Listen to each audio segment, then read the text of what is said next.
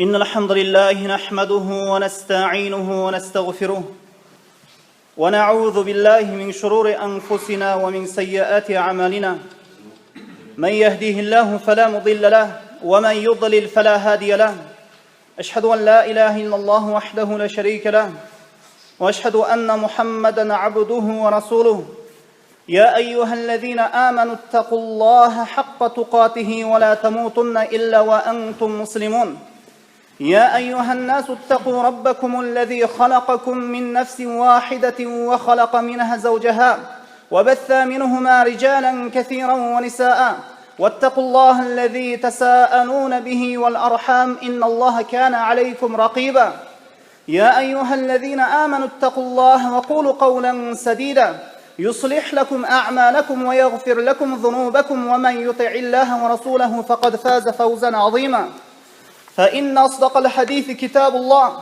وخير الهدي هدي محمد صلى الله عليه وسلم وشر الأمور محدثاتها وكل محدثة بدعة وكل بدعة ضلالة وكل ضلالة في النار ثم أما بعد السلام عليكم ورحمة الله وبركاته. Урматтуу жамаат, урматтуу момун мусулман бир туугандар, Аллах Таала мына ушул илим мажлисине басып келген ар бир кадамыңыздарга жакшы, бийик даражалуу соопторду жазган болсун. Биз андан ары имам Ан-Навави рахимахулла жазып бизге калтырып кеткен пайгамбарыбыз саллаллаху алейхи вассаламдын хадистерин топтоп, мына ошол хадистердин ичинен сахихтерин жыйнап 40 хадис деген китепти жазып кеткен экен. Мына ушул хадистен мына өткөн сабакта биринчи хадисти окуп бүткөнбүз. Бүгүн экинчи хадис башталат.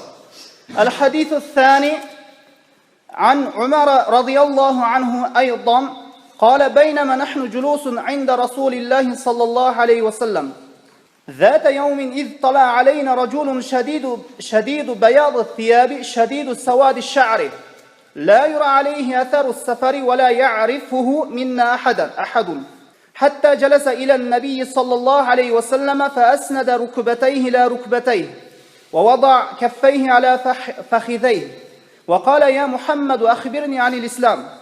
فقال رسول الله صلى الله عليه وسلم الإسلام أن تشهد أن لا إله إلا الله وأن محمدا رسول الله وتقيم الصلاة وتؤتي الزكاة وتصوم رمضان وتحج البيت إن استطعت إليه سبيلا. قال صدقت. فعجبنا له يسأله ويصدقه. قال فأخبرني عن الإيمان. قال أن تؤمن بالله وملائكته وكتبه ورسله واليوم الآخر وتؤمن بالقدر خيره وشره.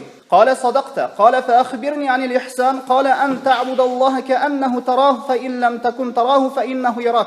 قال فأخبرني عن الساعة. قال ما المسؤول عنها بأعلم من السائل. قال فأخبرني عن أمارتها. قال أن تلد الأمة رباتها وأن ترى الحفاة العراة العالة رعاء الشيء يتطاولون في البنيان. ثم انطلق فلبثت مليا ثم قال يا عمر أتدري من السائل؟ قلت الله ورسوله أعلم. قال فإنه جبريل آتاكم يعلمكم أمر دينكم. رواه المسلم. إمام مسلم روايات قلغان صحيح حديث. بول إمام النووي 40 хадистин ичиндеги мына ушул экинчи хадис Умар радиаллаху анхудан риваят. Муну азыр котормосуну окуйм, андан кийин мына ушул хадиске иншаалла убакыт жеткенче шарх түшүндүрмөсүн беребиз. Умар радиаллаху анхудан риваят: бир күнү биз Аллахтын элчисинин саллаллаху алейхи вассаламдын алдында отурган элек. Кокусунан эле күтүүсүздөн бир адам кирип келди. Анын кийими аппак, чачтары капкара. Сапарда жол жүрүп чарчоо белгиси байкалбаган, арабызда аны эч ким тааныбаган бир киши пайгамбарыбыз саллаллаху алейхи вассаламдын алдына келип, эки тизесини пайгамбарыбыз саллаллаху алейхи вассаламдын эки тизесине тийгизип, эки колуну эки санын үстүнө коюп отурду. Жана айтты: "О Мухаммад, мага ислам тууралуу айтып бер" деди. Ислам тууралуу кабар бергин деди. Аллахтын элчиси саллаллаху алейхи вассалам айтты: "Ислам бул Аллахтан башка сыйынууга татыктуу зат жок. Мухаммад саллаллаху алейхи вассалам Аллахтын элчиси деп күбөлүк берүү, намаз окуу, зекет берүү, орозо кармоо, алың жетсе өмүрүңдө бир жолу ажылык кылуу, ушул ажылык амалын аткаруу" деди. Жанагы киши: "Туура айттың" деди. Biz аны оболу суроо берип, биринчи өзү суроо берип, анан кайра анын сөзүн тастыктаганына, пайгамбарыбыз саллаллаху алейхи вассаламдын айткан сөзүн тастыктаганына таң калдык. Анан ал эми мага иман тууралуу айтып бер деди. Иман тууралуу кабар бергин деди.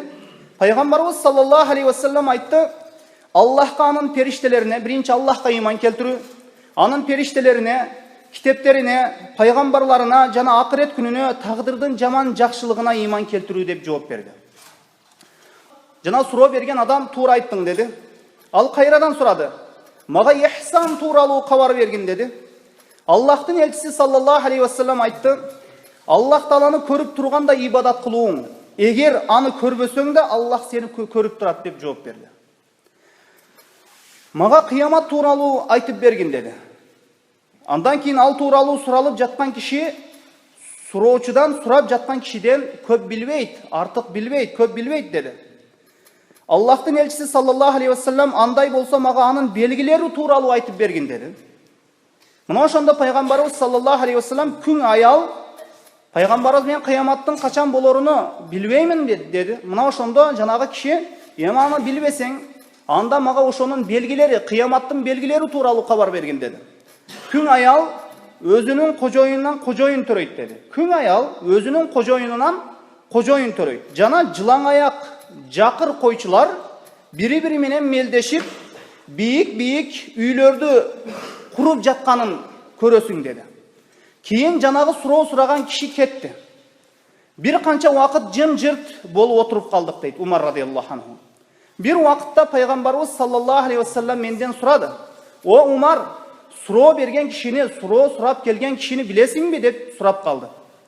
"Аллах жанан элчиси билүүчүрөөк" дедим. "Ал силерге диниңерди үйрөтүү үчүн келген Жибрейил алейхиссалам" деп пайгамбарыбыз саллаллаху алейхи вассалам жооп берди. Бул хадис динибиздин негиздерин өз ичине алган хадис. Алымдар айтат, бул хадис умму сунна дейт. Сүннөттүн энеси дейт бул хадисти. Эгерде ким мына ушул хадисти жатка билсе, жана маанилерин аябай жакшы түшүнүп алган болсо, иншалла дини толук болду. Бул хадис динибиздин негиздерини өз ичине алган. Мына хадистин акырында Аллахтын элчиси саллаллаху алейхи вассалам силерге келген Жабраил алейхиссалам болчу деди. Диниңерди үйрөткөнү келди деди. Эгерде урматтуу мусулман бир тууган, эгерде диниңди окуп үйрөнүүнү кааласаң, мына ушул хадисти окуудан башта. Мына ушул хадисти жаттоодон башта. Анткени бул хадис биздин динибиздин, ислам дининин негиздери мына ушул хадистин ичинде. Эми бул хадис Сахихул Муслимдеги ыйман китебинин эң биринчи хадиси. Ыйман китеби бар Сахих Муслимде. Мына ошол ыйман китебин ачсаңыз, ыйман бабын ачсаңыз, мына ошол жерде эң биринчи мына ошол хадис менен баштаган имам Муслим рахимахуллах. Бул хадисти имам Муслим өзүнүн иснады менен Яхья ибн Яъмурдан риваят кылып айтат. Яхья ибн Яъмур рахимахуллах айтат, бул табииндерден, Басрада тагдыр тууралуу сүйлөгөн адамдын эң биринчиси Ма'бадул Жухани деген адам эле. Биринчи тагдыр тууралуу адамдарды адаштырып, мына ушул тагдыр тууралуу сүйлөгөн адам Багдадтык, Басралык Ма'бадул Жухани деген адам эле. Мына ушундай абал болгон убакытта, мына ушундай тагдыр маселесинде өзара адамдардын ортосунда фитна башталган убакытта, Яхья ибн Яъмур рахимахуллах айтат: "Мен жана Хумейд ибн Абдуррахман ал-Химяри экен. Абдуррахман ал-Химяри экөөбүз ажылыкка же умрага жол тартып сапарга чыктык" дейт. Яхья ибн Яъмур жана Хумейд ибн Абдуррахман ал-Химяри экөөбүз ошол сапарга чыктык, ошол ажылык же умрага дейт. Анан мына ушул сапарда биз сахабалардын бирөөсүнө жолугар экенбиз, кийин өзүбүздүн элибизде болуп турган абалды айтып берип жооп аларбыз деген максатта мына ажылыкка же ошол умрага чыктык дейт. Ошондон кийин бизге Абдулла ибн Умар ибн Хаттаб радиаллаху анху мечитке кирип келе жатканда жолугуп калдык дейт. Бул Абдулла ибн Умар ибн Хаттаб радиаллаху анхунун баласы. Абдулла ибн Умарға біз ошол ажыға келген уақытта мешітке кирип келе жатқан кезде ушул сахабаға жолығып қалдық дейді.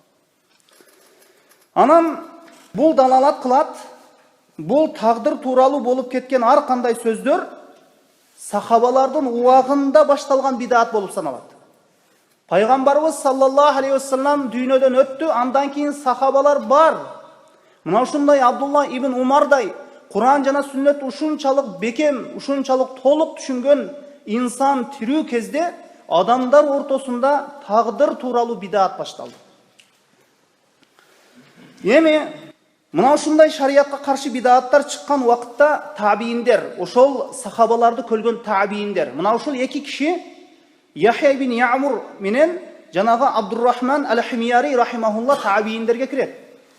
Бул киши экөө ошол сахабаны мына ошол мечиттин алдында кезигип калышты. Эми мына ушундай шариятка каршы бидат чыккан убакытта табииндер бизге сабак. Ал эмне? Табииндерден сабак эмне бизге? Мына ушул табииндер мына ушундай фитна козуп, күчөп турган кезде сахабаларга кайрылышты. Алар ошол убакыттын аалымдары болгон сахабаларга барышкан, ошол маселелерди билүүгө. Бир канча алыстыктан ошол бир маселени билип келүү үчүн ошол мусулмандар ортосунда тагдыр тууралуу болуп жаткан мына ушул бидаат маселесини билип келүүсү үчүн ошол сахабага келди.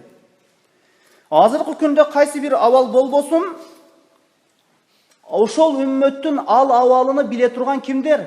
Ошол пайгамбарлардын мураскорлору, аалымдар. Ал-улама варасатул анбия. Пайгамбарыбыз саллаллаху алейхи вассалам айткан, аалымдар пайгамбарлардын мураскорлору дейт. Бизден өткөнкүлөр ушундай мамиле кылышкан. Мына табииндер сахабаларга кайрылышкан. Эми бизде ушундай аалымдардын мекениге сапар кылышат, ажылыкка же умрага барышат, ошол жерден бир маселени, өзүнүн суроосуну же бир маселеге жооп алып кайтууну унутушат. Яхья ибн Яъмур Хумайд ибн Абдуррахман ал-Химяри рахимахулла бул кишилер сахабалардын тарбиясын көргөн, билим ээлери болгон адамдар.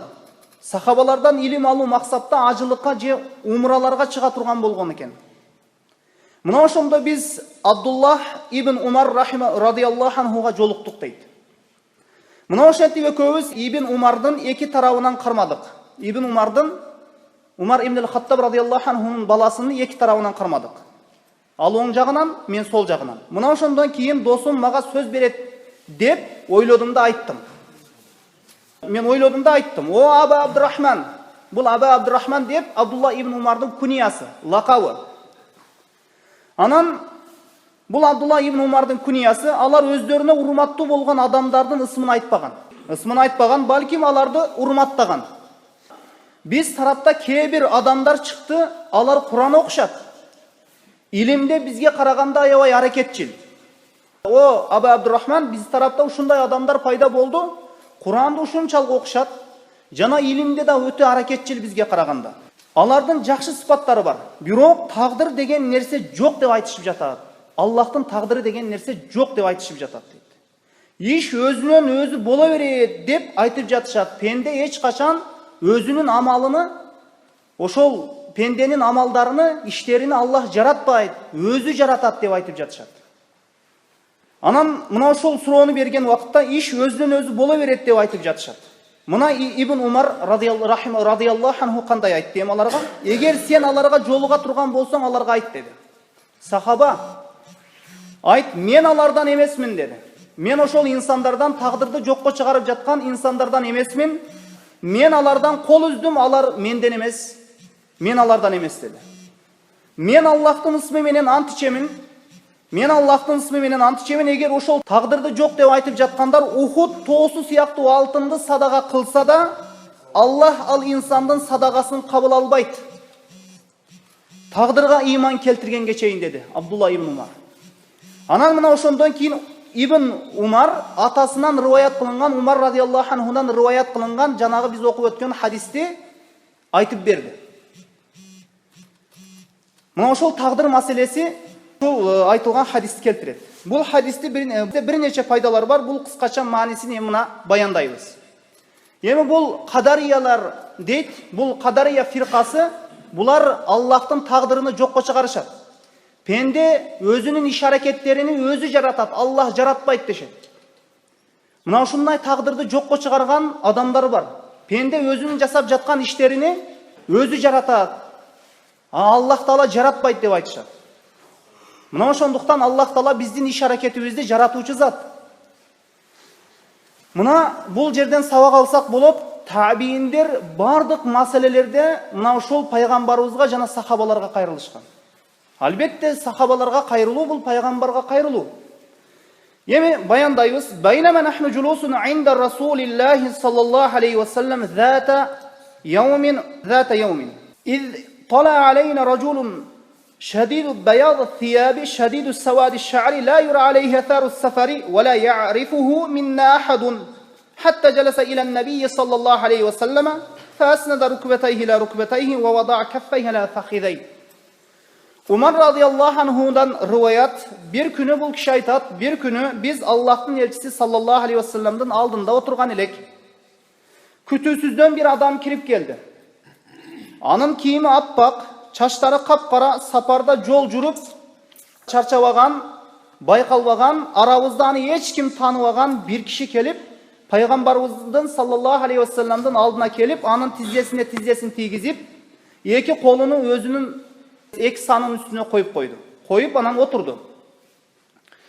Mına şunu emi kıskaça bayandayız. Peygamberimiz sallallahu aleyhi ve sellem kaysıl jerde bolbosun, üyünde bolsun, je köçöde bolsun, je elleri menen bolsun, daima özüne iman keltirgen adamdardın kuvanычına jana kaygısına teң şerik bolot ele.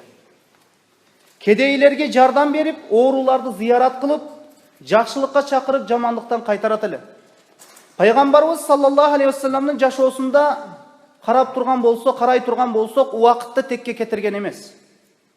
Uakытты tekке ketirүү деген нерсе Peygamberimiz sallallahu aleyhi ve sellem'nin ömründe bolgan emes. Uakытты tekке ketirgen insanlarga ölüm kelgen uakытта alar aytışat: "Hatta iza jaa ahaduhumul maut qala rabbi irji'un la'alli a'malu salihan fima taraktu." Kaçan alarga, oşol kapırlarga, fasıklarga, günökörlörgө birine ajal kelse mınday deşet. O Rabbim meni düýnöge kaytarçı deyt. Emi jogotkon nersemde, mına uşul jogotkon ömrümdö jakşı amaldарды jasap kelsem ajab emes. Mal mülktü mına uşul wagtda kalaysыңбы dese, mal mülktü kalaysыңбы, bala çaka jana mal mülk toptoonu kalaysыңбы dep aytılsa jok. Men jakşı amaldарды jasap kelem degen maksatda mına uşul sözdü aytat. Hasan Basri rahimahullah aytat, uşunday adamdарды kördüm deyt. Sahabalarda aytып жатат. Baştığındağı kara tıyınga karaganda, oşol baştıktan ne bolot? Akça bolot da. Baştığındağı kara tıyınga karaganda öz wagtysına kattуу köngül bura turgan adamdарды kördüm deyt. İnsan oşol baştığında akçasını emnege jumşарын, emnege paydalanarını jakşı bilet. 100 somu bolso, 5000 somu bolso, mına uşul 5000 somu, 1000 somu bul tarapka dep özünçe insan balası plandardı koyup alat. Al emi wagtка kelgende wagtка koş köngül mamile jasayt. Mına ошондуктан kança degen wagtlar ötüp ketip jatat. Kur'an jana sünnötü үйрөнүүсүз, aga amal kılıusuz. Emi Peygamberimiz sallallahu aleyhi ve sellem'de mına uşunday wagtты үнөмдөp oturgan kezde, wagtты үнөмдөp sahabalar menen birge ilim majlisinde Allah Taala'dan kelgen vahiyini sahabalarga jetkirip oturgan kezde Umar radıyallahu anhu aytat, mına bul dalalat kılat, Peygamberimiz sallallahu aleyhi ve sellem kaysı wagtda bolbosun sahabaların daima vahiy ilimi menen suğarıp Allah'tan kelgen dindi jetkirүү menen alek bolgonu mına açık aykın mına uşul okuyadan, mına uşul hadisten körünüp turat. Oşonduktan ilim majlisinde adamlarga dindi үйrөtүү, şirkten eskertүү, jaman işten kaytarıp jakşı işlerge buyuruu en jakşı iş. Bul işler arkanday, bul işlerde emi arkanday kıyınçılıklar bolot. Ahli bidatçılar tarafından arkanday karama karşılıklara karamay, hakikatlı elderge jetkirүү ar kimge nasip kıla berбейт tuğanlar. Allah'ın elçisi sallallahu aleyhi ve sellem aytat, adamlar tarafından bola turgan ziyandardan kaçıp sırtta жүрген mumunga karaganda, oşol bidatçılardan ziyanından korkup, anan oşol bidatçılardan ziyanından çoçup, anan sırtta жүрген adamga karaganda, алардын зыянына сабыр кылып жүргөн момун абзел дейт. Ошол отурган кезде бизге бир адам келди. Ал адам акыйкатта Жебрейил алейхиссалам болчу. Бул Жебрейил алейхиссалам адамдарга динди үйрөтүү үчүн келди. Мына периштелер Аллахтын кудрети менен ар кандай махлуктарга айланып калууга кадыр. Бирок өзүнчө эмес, өзүнчө эле Жебрейил алейхиссалам башка бир түскө айланып калбайт. Бул Аллахтын кудрети менен, өздөрүнүн каалоолору менен башка бир түскө айлануу өздөрүнүн каалоолору менен болбойт. Аллахтын кудрети менен, Аллахтын каалоосу менен болот. Жебрейил алейхиссалам пайгамбарыбыз саллаллаху алейхи вассаламга ар кандай сүрөттө келген, бирок чыныгы сүрөтүнү, Жебрейил алейхиссаламдын чыныгы сүрөтүнү эки жолу эле көргөн. 7-асманда ошол 7-асмандын үстүндө жана Хира тоосунда Жебрейил алейхиссалам келгенде мына ошол Жебрейил алейхиссаламды көргөн. Хира тоосунда жана 7-асмандын үстүндө. Эми мына ошол Жебрейил алейхиссалам адам сүрөтүндө келгенде сахабалар таң калышты. Бөтөн киши эле кийими таза аппак, чачы капкара, сапарда жол жүрүп чарчабаган, эч кандай сапардын белгиси жок. Анда адатта сырттан келген адамды, сапарда келген адамдын ошол түсү кичине өзгөчөрөөк болот. Ошол чарчоо белгиси болот ошол инсанда. Ал убакытта деген нерсе, ошол ал убакытта сапар деген нерсе кыйын болгон. Сапардан келген адамдын кийими, чачы чаң болуп тозуган абалда болгон. Эми азыркы кезде мына Аллахтын райымы менен мына ошол адамдарга сапар жеңилдетилип койгон. Мына 1-2 сааттын ичинде эле бир жерде болуп калат. Мурда ошол жол жүрүп, төөлөр менен, аттары менен бир канча сапарда жол жүрүп аябай чарчашчу. Ошондуктан сапарда жүрүп, жол жүрүп келген адамдын эч бир белгиси жок эле. Эми ушул жердеги адамдардын деп ойлосок, ушул арабыздагы ушул Мадинада жашаган адамдардан деп ойлосок, жок. Аны да тааныганбыз. Мадиналык адамдардан да эмес эле. Аны эч ким билбейт эле, эч кимибиз тааныбайбыз. Анан жанагы киши пайгамбарыбыз саллаллаху алейхи вассаламдын алдына отурду, адептүү болуп, ушунчалык адеп көргөзүп. Мына ушул орунда айта турган нерсе, илим талап кылуучу, илим берүүчүнүн алдында адепти сактап отурубуз керек. Эми мына ушул жерде ошол илим берүүчү жана илим талап кылуучу мына ушул илим мажлисинде кандай отуруу керек, мына ушул жерде адеп мына ушул айтылган. Эми имам Шафи рахимахулла айтат: мен имам Малик рахимахулланын алдында отурган кезде мен китептин барагын каттуураак ачып коёмунбу деп ушул уялат болчумун дейт. Каттуураак ачып жиберсем устазымдын көзү мага түшүп калар бекен деген максатта, аны кичине мындайча айтканда чалгытып коёмбу деген максатта китепти ушул каттуураак ачып коюп коюудан уялат элем дейт. Имам Шафи рахимахулла, устазы имам Малик рахимахулла. Анан ал кишини кичине ызалап коёр бекенмин деген ойдо болчумун. Мына ошондуктан илим алуучу устазынын алдында адепти сактоо керек. Ушул илим мажлисинде адепти сактоосу керек. Эми бул далалат кылбайт. Устаз айткан сөздү айткан, баарысы туура, ала бер деген сөз бул нерсеге далалат кылбайт. Ошол устаздын илим берүүчү, ошол мажлисте ошол адамдарга илим берип отурган адамдын сөзү, айткан нерселери Куран жана сүннөткө дал келсе алынат, дал келбесе алынбайт. Эми устазга урмат деген нерсе бар. Эмне үчүн? Аны илими бар себептүү. Илими бар себептүү урмат кыласың. Кээ бирөөлөр айтат го, устазыңдын алдында өлүк сыяктуу бол деп. Өлүк сыяктуу бол деп, өлүктү жуучу өлүктү кандай жуат? Кааласа бул жагын оодарат, кааласа оң жагына, кааласа сол тарабы менен, кааласа мындай айландырат, кааласа андай айландырат, каалаганча аны кыймылдата берет да. Эми сен устазыңдын алдында ушундай бол, ал эмне десе, ошону кабыл аласың, айткан дегени деген мындай болбойт эми. Устазыңдын алдында өлүк сыяктуу болбо. Устазыңдын айткан дегени деген болот деген сөз, мына ушундай принципти карманып алган, бул туура эмес. Устаздын сөзү Куран жана сүннөткө дал келсе, ошол дал келсе аласың, дал келбесе таштайсың. Эми урмат деген нерсе бар, шариаттын чегинен чыкпоо деген нерсе бар. Эгер устаз шариаттын чегинен чыгып кетсе, эми бул туура эмес. Эгер кайдагы бир бидааттарды сүйлөсө, андай устаздан алыс болуш керек.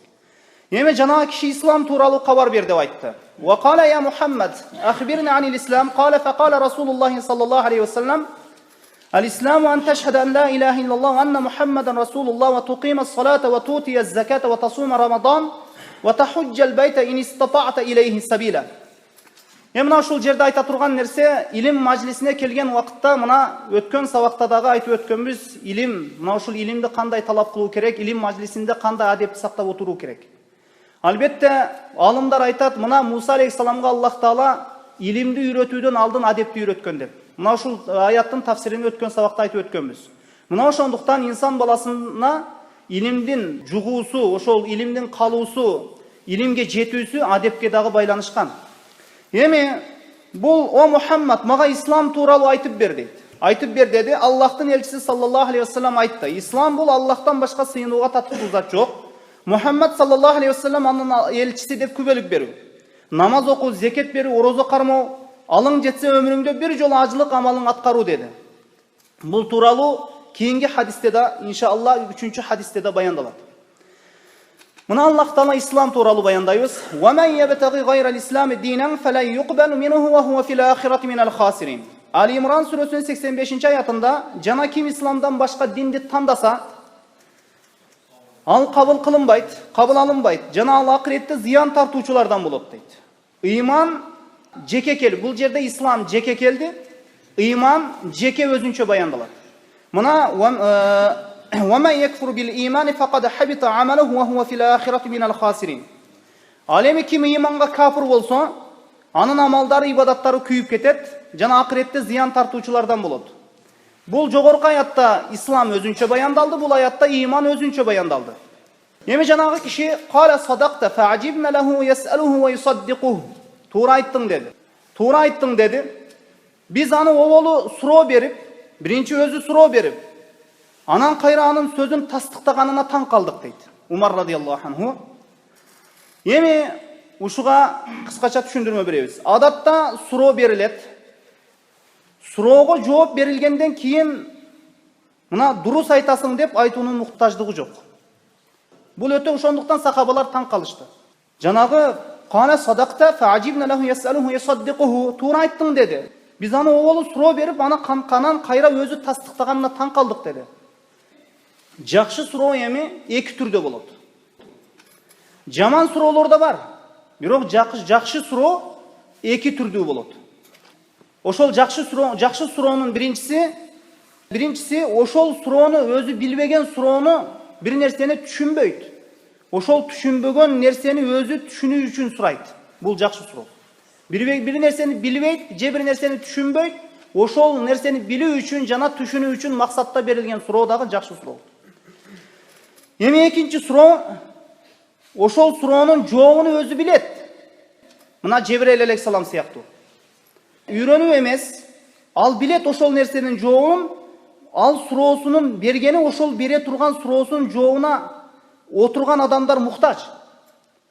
Мисалы үчүн таухид, бидаат, мисалы үчүн бидаат болсун, ошол суроонун жообуна муктаж боло турган кишилер бар. Таухид тууралуу, бидаат тууралуу, жана ширк тууралуу, жана адал арам нерсе тууралуу ошол жамаатка келген адамдар кээ бирлери билбейт, бирок ал өзү билет, ошол адамдар билсин деген максатта ошол суроону берет. Аларга бир эскертүү же аларга бир илим болор бекен, берген суроомдон алардын бир ыйманы көтөрүлөр бекен, же мына ушул таухидди кабыл алар бекен, мына ушул бидааттан кайтышар бекен деген максатта мына ушул суроону берет. Суроо берсе, бул суроо да жакшы суроо болуп эсептелет. Эми жаман суроо болушу мүмкүн. Ал кайсы? Өзүнү билимдүү экенин көрсөтүү максатта. Ушул нерсени мен билем. Өзүнү ошол илим мажлисинде өзүнүн билимдүү экенин көрсөтүү максатта, же ошол жооп бере турган устаздын, же ошол жооп бере турган адамдын илим даражасыны текшерүү максатта, сыноо максатта суроо берет. Акыйкатта илим ээлеринин арасында мындай суроо жаман көрүлгөн болуп эсептелет. Мына ушул алымдар, ахлу сунна вал жамаа алымдары мындай суроолорду жаман көрөт. Ошондуктан суроону жогоруда айткандай эки максатта берет. Аны баяндап өттүк. Мына ошондуктан жанагы эки суроо бул шариятта макталган суроо. Андан кийин «Кала фахбирни анил иман». قال أن تؤمن بالله وملائكته وكتبه ورسله واليوم الآخر وتؤمن بالقدر خيره وشره. قال صدقت. Анан ал эми мага иман тууралуу айтып бер деди. Пайғамбарымыз саллаллаху алейхи вассалам айтты: "Иман Аллахқа иман келтіру, анын періштелеріне, китептеріне, пайғамбарларына жана ақырет күніне иман келтіру, тағдырдың жаман жақшылығына иман келтіру" деп жооп берді. Ал адам жанагында эле туура айттың деді. Эми буга кыскача түшүндүрмө. Мына ислам бул сырткы амалдарга айтылат. Мисалы үчүн сырткы амалдар кайсылар? Намаз, зекет, хаж сыяктуу. Бул исламдагы сырткы амалдар. Ыйман ички амалдарга айтылат. Биринчи мына Жебрейил алейхиссаламдын суроосуна пайгамбарыбыз мына ислам тууралуу жооп берди. Намаз, зекет, орозо, ла иляха иллаллах Мухаммад расулуллах, зекет, намаз, зекет, орозо, хаж. Биринчи ислам тууралуу баяндалып, мына ислам бул сырткы амалдар. Намаз, зекет, хаж сыяктуу. Эми ыйман ички амалдарга айтылат. Мисалы сүйүү, коркуу, ниет, ыхлас, жүрөк, таваккул, үмүт. Бул жүрөк амалдары. Эми Аллахка иман келтирүү үч нерсени өз ичине алат. Биринчи Аллах Тааланын жаратуучу экенин, экинчи кулчулук бир гана Аллахка болору, Аллахка гана сыйынуу, үчүнчү Аллах Тааланын ысым сыфаттарына иман келтирүүдөн турат. Бул дегени таухид рубубия, ва таухид ал-ибада, же таухид улухия, же таухид ал-асмаи ва сифат дегени. Рубубия таухиди, таухид рубубия дегени Аллах Таала өз иштеринде, өз жумушунда, өз иштеринде жалгыз жаратууда, рызкы берүүдө, өлтүрүүдө же аламды башкарууда ага эч ким шерик эмес деп аны ырастап ага ишенүү. Кабыл алып ага ишенүү. Тарыхта бул таухидтин түрүн жокко чыгарган адам аз болгон. Таухид рубубияны тарыхта жокко чыгарган адамдар аз болгон. Бул таухидтин түрүн жокко чыгарган инсан нафсинин кулу же шайтандын кулу болгон инсан гана жокко чыгарган. Бирок ал өзү билген Аллахты жаратуучу, рызкы берүүчү экендигине. Мына ошолордун бири таухид рубубияны жокко чыгарган ошолордун бири, капырлардын бири Фираун. Ал эмне деп айтты? Фақала ана раббукумул а'ла. Мен силердин эң жогорку Раббиңер боломун деди. Назият сүрөсүнүн 24-аятында. Фираун Аллахты жаратуучу экендигине, рызкы берүүчү бул аламдарды Аллах башкарар экендигини билген. Мына ошондо Муса алейхиссалам кала лaqad alimta ma anzala haula illa rabbus samawati wal ardi basaira wa inni la adhunnuka ya fir'aun madbura. Анда анан Муса алейхиссалам айтты: "Сен мына бул мужизаларды, асманды жана жердин Раббиси Аллах пенделерине өз кудретинен, көз көрүнө белги кылып түшүргөнүн билип эле турасың? Асман жерге карабайсыңбы? Мына ушул асман жерди Аллах жаратканын сен билип эле турасың? Демек мен сени эй Фираун кыйрагандардан болорсуң деп айта аламын" dedi.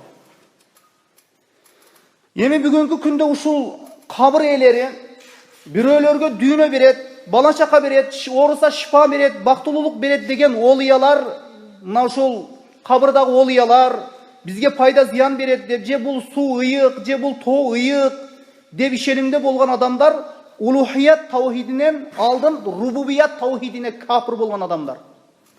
Анткени булар ошол кабырга барып шифа сурап атат. Жанагы тоого барып шифа сурап жатат. Ошол кабырдагы олиягабы же бир инсанга барып, кабыр эсине барып, ошол жерден рызкы сурап жатат. Ал эми рызкы берүүчү, өлтүрүүчү, тирилтүүчү, ооруларга шифа берүүчү бул рубубият сыфатына, ушул рубубият таухидине ээ болгон бир гана Аллахка таандык эмеспи? Эми шайтан, бул инсандар шайтан ыйман келтирген таухидке ал инсан ыйман келтирбей капыр болуп жатышат. Бул шайтан таухид рубубияга ыйман келтирген. Мына шайтан Аллахка айтат: "Кала рабби фанзирни иля яуми юб'асун." Иблис айтты. Иблис, таухид рубубияны кабыл алган иблис: "О Раббим" деди. О Раббим деген о менин жараткан зат, мага рызкы берген зат, мени жоктон бар кылган зат. О Раббим, адамзат кайра тирилген, кыямат күнүнө чейин, тириле турган кыямат күнүнө чейин мага өлбөй жашоого мөөнөт бер деди. Мына бул аяттан билсек болот, шайтан, иблис Аллахтын таухид рубубиятын кабыл алгандыгын. Жана ошондой эле касам ичкен, ант ичкенде иблис айткан: "Кала фа би'иззатика ла угвияннахум ажмаин." О Раббим, сенин улуулугуңа ант, мен алардын бардығын адаштырамын, азғырамын деген. Илля ибадака минхумул мухласин. Бирок алардын арасындағы ихластуу, ахли таухид, ибадаттары ихласқа негизделген пенделеріңді адаштыруға менің құдіретім, алардың үстінде бийлигим жоқ деген. Мына бұл аяттардан білсек болады, шайтан, иблис, таухид, рубубияны қабыл алған. Бирок мына шайтан Раббиси Аллах екенін білет. Ал уақыт сұрады, қияматқа чейін адамдарды адаштыру мақсатта. Шайтандың адамдарды адаштыруының дағы бір жолы, адамдарды таухид, рубубиятта адаштырады. Бұл ең чоң ширк, ең жаман ширк, исламдан шығарып жібере тұрған ширк, бұл таухид, рубубиядағы ширк. Айта тұрған болсоқ, Меккенің мушриктері дағы таухид, рубубияға иман келтірген. Иман келтірген. Жоғырда айтқандай, шайтан бұға иман келтірген. Бирок бұл иман аға мұсылман, бұл иманы ағаны мұсылман қыла албады. Капыр бойдан қалды. Таухид, рубубия менен ешкім мұсылман болып қалбайды.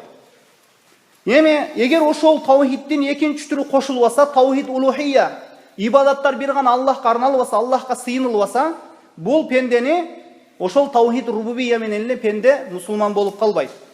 Егер Аллахтың жаратушы екенин менен эле шектелип калсаң, ошону менен гана мусулманмын деп эле ойлоп калса, анда шайтан мусулман болор эле. Анда шайтан мусулман болор эле. Егер ушул таухид рубубияны пенде айтып коюу менен, кабыл алуу менен анда мусулман болып кала турган болса, анда шайтан мусулман болып калар эле. Абу Лахаб, Абу Жахил да мусулман болот болчу. Анткени Мекке мушриктери Аллах жаратуучу, кудрет ээси деп билишет болчу. Вала ин саалтахум ман халакас самавати вал арда ла якулунна Аллах. Мухаммад саллаллаху алейхи ва саллам, егер сен мына ушул Мекке мушриктеринен сурасаң, алар асмандар менен жерди ким жараткан десең, алар экиленбей туруп, ойлонбостон туруп Аллах деп жооп беришет деген. Ага иман келтиришкен Мекке мушриктери. Бирок алар таухид улухияга, улухият таухидине иман келтиришпеген. Рубубият таухиди деле Аллахтын иштеринде жалгыз деп билесиң. Аллах жаратууда жалгыз, рызкы берүүдө жалгыз, өлтүрүүдө, тирилтүүдө жалгыз деген. Мына ошондуктан бардык ибадаттарды Аллахтын өзүнө гана арноо керек. Ибадаттарды Аллахтын өзүнө гана арнабаса, улухият таухидине моюн сунбаган болот. Ла илаха иллаллах сөзүнө иман келтирбеген болот. Ла илаха сөзүнө иман келтирбеген болот. Демек, Аллахтын улухият таухидине иман келтирүү, ибадатта Аллахка эч бир нерсени шерик кошпой, бир гана Аллахтын өзүнө гана арноо. Эми пайгамбарлар болсун, олиялар болсун, шахидтер болобу, ата бабасы болобу, алардын урматтары өздөрүнө, эгер алар жакшылыкта өткөн болсо, алардын жакшылыгы өздөрүнө, өткөн ата бабаларыбыз урматтуу болгон эле, бул киши олия болгон эле деп аларга сыйынба. Урматтуу болгону, алардын урматтуу же илимдүү болгону, же таква болгону аларга сыйынгын деген эмес. Эми ким ибадатта мына ушуларды шерик койгон болсо, таухид, улухия, ибадатта Аллахка ширк келтирген болсо, анда Аллахка шерик келтирген болот. Таухид рубубияны мына түшүндүңүздөр. Иншалла, эми бул таухид улухия. Пенде мына ушул Аллах Таала буйруган түрдүү ибадаттарды бир гана Аллахка гана ардоосу керек. Мына ошондо ошол инсан таухид улухияны орундаган болот. Анткени ширк, инна ширке ла зулмун азим, ширк деген бул чоң зулумдук. Эмне үчүн зулум деди? Пенде Аллахка зулум кылабы десе, жок, пенде ширк келтирип өзүнө зулум кылат. Пенде инна ширке ла зулмун азим, ширк өтө чоң зулумдук. Эми пенде ширк келтирүү менен Аллахка зулум кыла албайт, эч ким Аллахка зыян бере албайт. Аллахка ширк келтирүү менен пенделер Аллахтын бир ысым сыфаты кемип калбайт. Мына ошондуктан пенделер ширк келтирип өздөрүнө зулум кылат. Мына ошол тоолорго, таштарга, тумарларга, ошол көзмөнчөктөргө, арвактарга сыйынып жаткан инсандар өздөрүнө зулум кылып жаткан инсандар. Эми ширк, анткени зулум деген эмне? Ширк деген эмне? Ваду шейин гайру мауди'ин. Ар бир өзүнүн ордуна кое турган нерсени, өзүнүн ордунан башка бир нерсеге коюу дейт. Мисалы үчүн, адам байпагын, мына наскисини кулагына кийбейт да. Эгер Бишкектин бир чоң көчөсүнөн наскисини же ошол байпагыны кулагына кийип, ошол кетип жатса, бул жинди болгонго дейт адамдар көрсө.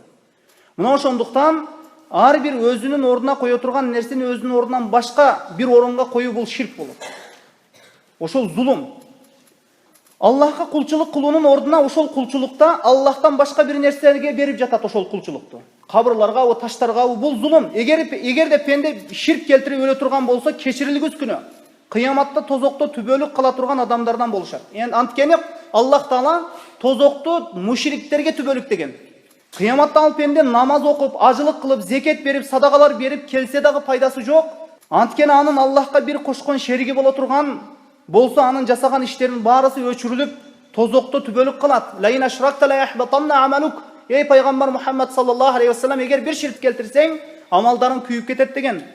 Эң биринчи ширк келтирип жаткан адамды мушрик деп өкүм чыгаруудан алдын ала ширктен сактап калуу керек.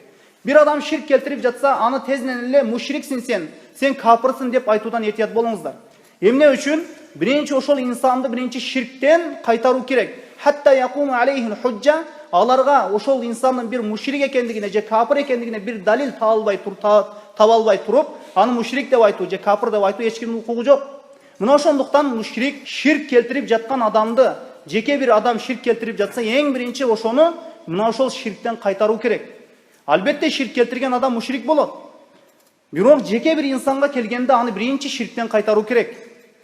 Эми канча деген адамдардын жакшы амалы болуусу мүмкүн, бирок мол ширк себептүү жок кылынды дейт. Мына вакадимна иля ма амилу мин амалин фажалнаху хабаан манфура. Жана биз алар сооп деп ойлогон жасаган кайрымдуулук иштерге келдик, жана анын чаң тозогун сапырып жибердик дейт. Алар бул дүйнөдө ойлогон, biz жақшы işlerdi жасап жатабыз, ушунчалык сонун işlerdi жасап жатабыз деп, бирок Аллах Таала алардын иштерини чаң тозон кылып сапырып таштаган. Эмне үчүн? Ширк келтиргендиги себеби үчүн. Мындай ширк аралашкан амалдардын эч кандай бир пайдасы жок. Пайгамбарлар менен коом ортосундагы келишпестик мына ушул таухиддин түрү болгон, экинчи түрү таухид улухияда болгон.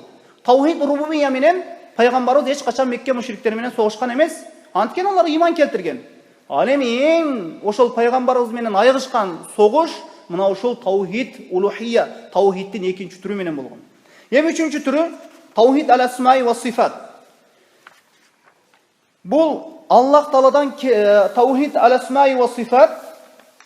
Аллах Таала Кур'ан-ы Керимде жана пайгамбарыбыз саллаллаху алейхи вассаламдын сүннөтүндө өзүнүн ысым сыпаттарынын кабарын берген. Өзгөртпөйбүз бул ысым сыпаттарды, бурмалабайбыз. Ага бир мисалдарды келтирбейбиз, тавил кылбайбыз, бузбайбыз маанисини. Ошол Кур'ан сүннөттө Аллах Таала кандай бизге түшүндүргөн болсо, кандай баяндаган болсо, бул абсолюттуу ысым сыпаттарды дал ошондой кабыл алабыз. Аллахтын ысым сыпаттарын тавил кылган болбойт. Бул адашуу. Но ошол араб тилинде мааниси кандай болсо, дал ошондой түшүнөбүз. Кыскасы мына ушул. Эми бул Аллахка иман келтирүү. Мына ушул Аллахка иман келтирүү үч нерсени өз ичине алат деди аламдар. Таухид рубубия, ва таухид улухия, ва таухид ал-асмаи ва сифат. Эми андан кийин ан ту'мина биллахи ва малаикати, андан кийин периштелерге иман келтирүү. Ва кад кала Аллах азза ва жалла фи халқил малаика. Алхамдулиллахи фатирис самавати вал арди жа'илил малаикати русулан ули ажнихатин масна ва thulata ва руба'a yazиду фи халқи ма яша. Yazиду фи халқи ма яша. Периштелер тууралуу айта турган болсок, бардык мактоолор, даңазалар, асмандар жана жердин жаратуучусу Аллахка таандык. Ал периштелерди 2-3 канаттуу элчилер кылып жаратты дейт. Периштелердин 2-3 жана 4 канаттары бар дейт. Аллах өзү жараткан махлуктарда да өзү каалаган нерсени жаратат, каалаган нерсени көбөйтөт.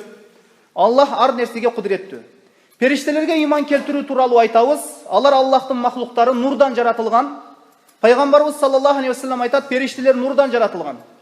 Алардын канаттары бар. Алардын ичинен эң урматтуусу Жебрейил алейхиссалам. Алардын саны чексиз махлуктар, биз санынын канча экендигин билбейбиз. Аллах гана билет. Асманда Байтул Маъмур бар. Мына ошол Кабанын үстүндөгү туш тарабында, асмандын үстүндө, ошол Кабанын үстүндө бир Байтул Маъмур бар. Бул ушул Байтул Маъмурду күн сайын 70 миң периште айланат дейт. Мына ошол 70 миң периште кирген, ошол Байтул Маъмурга 70 миң периште кирген, 70 миң периште кайра экинчи жолу айланганга чейин кыямат кайым болуп кетет дейт. Мына ошол хадистен билсек болот, мына ошол периштелердин саны өтө көп экендигини. Бирок Аллах билет канча экендигини. Муамындардын баарысы Аллах аларга иман келтирет. Ушул кыскача периштелерге иман келтирүү. Алар Аллахтын махлуктары, алардын анан кээ-бир инсандар ойлоп калбасын, булар кудуреттүү экен, Жебрейил алейхиссаламдын 600 канаты бар экен. Мына пайгамбарыбыз саллаллаху алейхи вассаламга көрүнгөн, пайгамбарыбыз аны 600 жанах, мына 600 канаты бар деп айткан. Мына ушул эң ошол горизонтту жаап кала турган болсо, бир канаты менен батыш чыгышты жаап кала турган болсо, булар эң күчтүү кудуреттүү деп, алардан пайда зыян суроо бул ширк болуп эсептелинет. Мына ошондуктан инсан баласы Аллахка жакындаганда ла малакун мукаррабун ва ла набиюн мурсалун, Аллахка жакын периште менен же Аллахка жакын бир пайгамбар менен бул сыйынуу, бул ширк болуп эсептелинет. Булар Аллахтын махлуктары, Аллах Таала буларды мына ушундай жараткан, эми булардан колдоо суроо бул ширктин бир түрүнө кирет. Юта жахан би жаханнам яумайдин лаха 70,000 зимам, ма кулли зимамин 70,000 малакан яжрунаха. Мына пайгамбарыбыз саллаллаху алейхи ва саллям айтат, кыямат күнү мына ушул тозокту алып келинет 70,000 жүгөн менен дейт. 70,000 жүгөн менен кыямат күнү тозок алып келинет. Мына ушул ар бир жүгөндө 70,000 периште болот дейт. 70,000 периште, ошол 70,000 жүгөн менен мына ушул ар бир жүгөндө 70,000 периште болот. Мына ушул тозокту периштелер тартып келет. Эми китептерге иман келтирүү.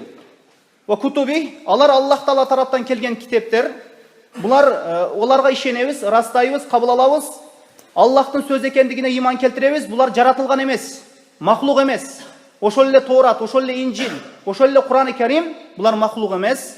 Дүйнөдө акыретте бул китептер дүйнө жана акыретте биздин ошол инсан баласынын бактылыгына себеп боло турган китептер, Аллах Таала тарабынан түшкөн китептер. Бул китептер ошол Аллах Таала түшүргөн китептердин кээ бирлеринин ысымдары айтылган, кээ бирлеринин ысымдары айтылган эмес. Мисал үчүн ысымдары айтылганы мына Торат, Инжил, Забур, Ибрахим алейхиссаламдын барагы, Муса алейхиссаламга түшкөн барак жана ошондой эле акыркы китеп Кур'ан-ы Карим. Эми Кур'ан-ы Каримге иман келтиребиз. Бул акыркы түшкөн китеп. Кур'ан-ы Карим өзүнөн мурда түшкөн китептердин өкүмүн жокко чыгарат. Мурдагы китептерге иман келтиребиз, бирок аларга амал кылбайбыз. Анткени Аллах Таала Кур'ан-ы Каримде айтат, мына инна нахну наззална зикра ва инна лаху лахафизун. Биз зикирди, Кур'анды өзүбүз түшүрдүк жана аны өзүбүз сактайбыз. Кур'ан-ы Карим келүүсү менен башка китептерди өкүмүнү жокко чыгарган, анткени алар адамдар тарабынан өзгөрүп кеткен. Эми кыяматка чейин эң өзгөрбөй бара турган китеп бир гана Кур'ан-ы Карим. Ва анзална илейкал китаба бил хакки мусаддикан лима байна ядайхи минал китаби ва мухайминан алейх. Ва Мухаммад биз сага да өзүнөн мурунку китептерди тастыктоочу, мына өзүнөн мурунку китептерди тастыктоочу жана алардын ичиндеги бардык абзелдиктерди ичине камтыган китепти акыйкат менен түшүрдүк дейт. Мына Кур'ан-ы Карим өткөн Забур, өткөн эле ошол Торат, Инжил китептери тууралуу дагы Кур'ан-ы Каримде кабар берген. Мына ошондуктан Кур'ан-ы Карим өткөн пайгамбарлардын жолуну, аларга түшкөн китептерди тастыктап келген китеп болгон. Мына Кур'ан-ы Каримде дагы бир аят бар. Ва анзална илейка зикра литуbayyina лин-наси ма нуззила илейхим ва лааллахум ятафаккарун. Биз сага эң абзел илим ошол Кур'анды түшүрдүк. Адамдарга Раббиси тарабынан эмнелер келгенин баяндап берүүң үчүн кана эми ушулар жөнүндө бир пикир кылышса. Az-зикирден максат Кур'ан, литуbayyina нас, баяндаган нерсе эмне? Сүннөт болчу. Анткени Кур'ан-ы Каримди пайгамбарыбыздын хадистерисиз түшүнүү мүмкүн эмес. Ар бир аят сүннөт менен өтө тыгыз байланышкан. Мына ошондуктан ким сүннөткө капыр болсо, Кур'анга капыр болду. Намазды, мына ажылыкты парыз кылды. Аларды кандай аткаруу экендигини биз Кур'ан-ы Каримден таппайбыз. Daaratты кандай аткаруу, кандай кылуу керек экендигини биз Кур'ан-ы Каримден таппайбыз. Намазды канча рекет экендиги, пешин намазыны жана шам намазы жана иша намаздарыны канча рекет экендигини Кур'ан-ы Каримден таппайбыз, бирок пайгамбарыбыз саллаллаху алейхи ва салламдын сүннөтүнөн табабыз. Мына ошондуктан бул сүннөткө капыр болуу, Кур'анга капыр болуу деген менен барабар. Анткени бул Кур'ан-ы Каримдин тафсири, мааниси пайгамбарыбыз саллаллаху алейхи ва салламдын сүннөтү болот. Анткени Аллах Таала Кур'анда айтат: "Ва ма янтиqu анил хава ин хува илля вахи юха." Ал пайгамбар абадан сүйлөбөйт, Аллах Тааладан келген вахийни гана сүйлөйт дейт. Эми андан кийин пайгамбарларга иман келтирүү. Пайгамбарларга иман келтирүү адамдардын ичинен бул адамдарды мына ушул пайгамбарлыкка тандап алган жиндерге пайгамбарлар жок. Пайгамбарлар келген эмес. Өздөрүнөн эскертүүчүлөр болгон. Мына имам Зухри рахимахулла айтат: Аллах тараптан дин болот, Аллах тараптан дин келет. Ал эми жеткирүү пайгамбарларга болот, ал эми бизге моюн сунуу милдет дейт. Аллах динди жиберет, аны жеткирүү пайгамбарларга милдет, эми ошол келген динди кабыл алып жана разы болуу бизге милдет.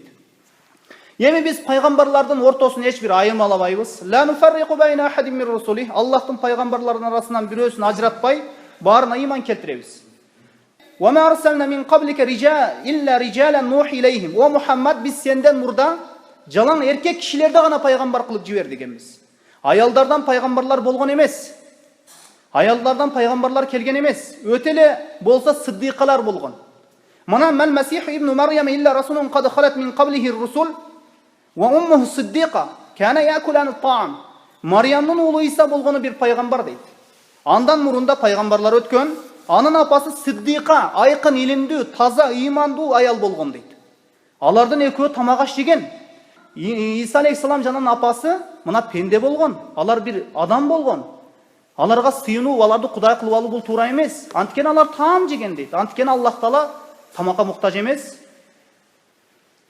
Эми ва ма арсалнака илля мубашширан ва надира. Muhammed sallallahu aleyhi ve sellem, biz seni beyişten kuşkavar, tozoktan korkutuuchu, kavar berүүчү kılıp gana jibergenmiz deydi. Peygamberimiz sallallahu aleyhi ve sellem jiberilgen ümmet ekiге bölünөт. Ummetud da'wa ve ummetu icaba. Kıyamatqa çeyinki Peygamberimiz sallallahu aleyhi ve sellem'den kiyin jin jana insanlardan bardığı ummetud da'waga kirет. Peygamber Muhammed sallallahu aleyhi ve sellem'den kiyin kıyamatqa çeyinki adamlardan bardığı, jinlerden bardığı, kafir bolsun, münafık bolsun, musulman bolsun, bardığı ummetud da'waga kirет. Ummetud da'wa degeni oşol davat kılınууsu, çakırılууsu mildet bolgon, oşol paygambarga erçүүgө mildettүү bolgon adamlar. Muna bul ummetud da'wa deydi. Эми мына ушул уммату давага мен кирбеймин десе адашат. Анткени пайгамбарыбыз Muhammed sallallahu aleyhi ve sellem жалпы адамзатка пайгамбар болуп келген. Жиндерге дагы бүткүл адамзатка. Эми кайсы улутка таандык болбосун, түсү кандай болсун, кара болсун, ак болсун, кызыл болсун, бардыгы уммату давага кирет. Эми кебирлер Исаны үммөтүбүз дешет.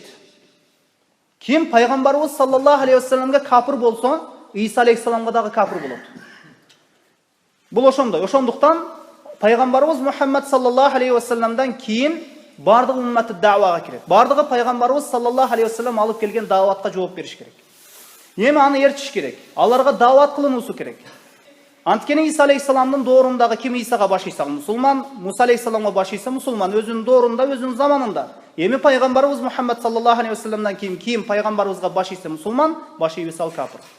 Yemin ma kana Muhammedun aba ahadin min rijalikum walakin Rasulullah ve khatamen nabiyyin. O momundar Muhammed sizlerden arаңардағы hiçbir erkektin atası emes. Al bolgonu bir paygambar, jana paygambarlardan akırkısı deydi.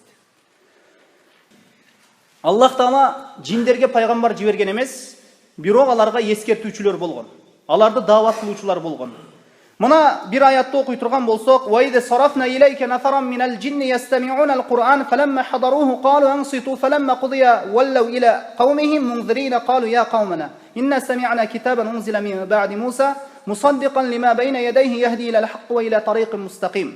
Ya kavmen acibu da'iyallahi ve aminu bihi yaghfir lekum min zunubikum ve yujirkum min azabin alim. ومن لا يجب داعي الله فليس بمعجز في الأرض وليس له من دونه أولياء أولئك في ضلال مبين. Jana bir kezde o Muhammed, biz sağa bir cemaat jinderdi Kur'an uğuu üçün jiberdik deydi. Bir top jinder Peygamberimiz sallallahu aleyhi ve sellem'e Kur'an uğuu üçün kelişti. Anan kaçalar alar Kur'an'da uqqanda dayar bolgonda biri-birine tınç turgula dep aytıştı. Tınç turup Kur'an'da uqqula dep aytıştı. Kur'an okulup bütkönde bardığı özlerinin qoomuna eskertүүчү bolup ketişti. Alar qoomuna barmınday deşti. O qoomubuz biz Musaga paygambardan kiyin düşürülgön özüne murunqu iyi kitepтерди tasdiqtagan akıйкатта жана туура жолго баштай турган китепти уктук dedi. Бул Кур'ан-ы Керим болчу. O qoomubuz Allah'tın davatçısına Muhammed'ga жооп бергиле. Жана иман келтиргиле. Ошондо Allah силердин күнөөңөрдү кечирип, жан ооруткан азаптан сактайт. Ал эми кимде ким Allah'тын davatçısına жооп бербесе, жер бетинде Allah'tan кутулуп кете албайт жана ал үчүн andan Allah'tan başka dostlar, jardamçılar bolboyt, alar anık adaşuda boluşat. Ahqaf suresinin 29-32 ayatları. Yemina uşul ayatta jinderge paygambarlar kelgen emes, bирок eskertүүчүлөр болгон. Paygambarыбыз sallallahu aleyhi ve sellem'den aldına kelişip, Kur'an'da okuşup, özlerinin qoomdoruna eskertүүчү barıp, Paygambarыбыз sallallahu aleyhi ve sellem'de Kur'an түшкөнүнү, жана ал акыркы paygambar bolup kelgenini kabarın berişti. Yemi alar elçi jiberildi dep, alarga aytılbadı. Eskertүүчү деп айтышты. Аларга китеп түшкөн эмес. Дагы айтып кое турган нерсе, жиндерге китеп түшкөн эмес. Муса менен Muhammed sallallahu aleyhi ve sellem мына эки Мусага түшкөн Торат жана пайгамбарыбыз sallallahu aleyhi ve sellemге түшкөн Кур'ан-ы Керим гана түшкөн аларга. Башка китептер түшкөн эмес. Мына ушул айтылган. Эми Инжил тууралуу Мусадан кийин деп, бул Муса алейхиссаламдан кийин түшкөн Куран, ошол мурдагы китептерди тастыктаган китеп дешти жиндер. Бул жерде Муса алейхиссаламдан Тоораттан кийин түшкөн китеп бул Инжил. Инжил. Эмне үчүн Инжил айтылбайт? Эмне үчүн Инжил айтылбады? Анткени бул Инжил Тооратты тастыктап, ошол Тоораттагы өкүмдөрдү ошол толуктап келген эле китеп. Ибн Касир рахимахулла айтат, Иса алейхиссалам айтылынбайт деди. Бул жерде айтылынбады. Анткени Иса алейхиссаламда мына ушул насааттар, адал, арам нерселер аз айтылган дейт. Чындыгында Тооратты, шариятты, Тоораттагы шариятты толуктоо үчүн гана келген бул Инжил дейт. Анткени өкүмдөрдүн таянычы бул Тоорат болгон дейт. Мына ошондуктан Инжил өткөн эле китеп, Тооратты тастыктап, ошол өкүмдөрдү толуктап эле келген китеп болгон.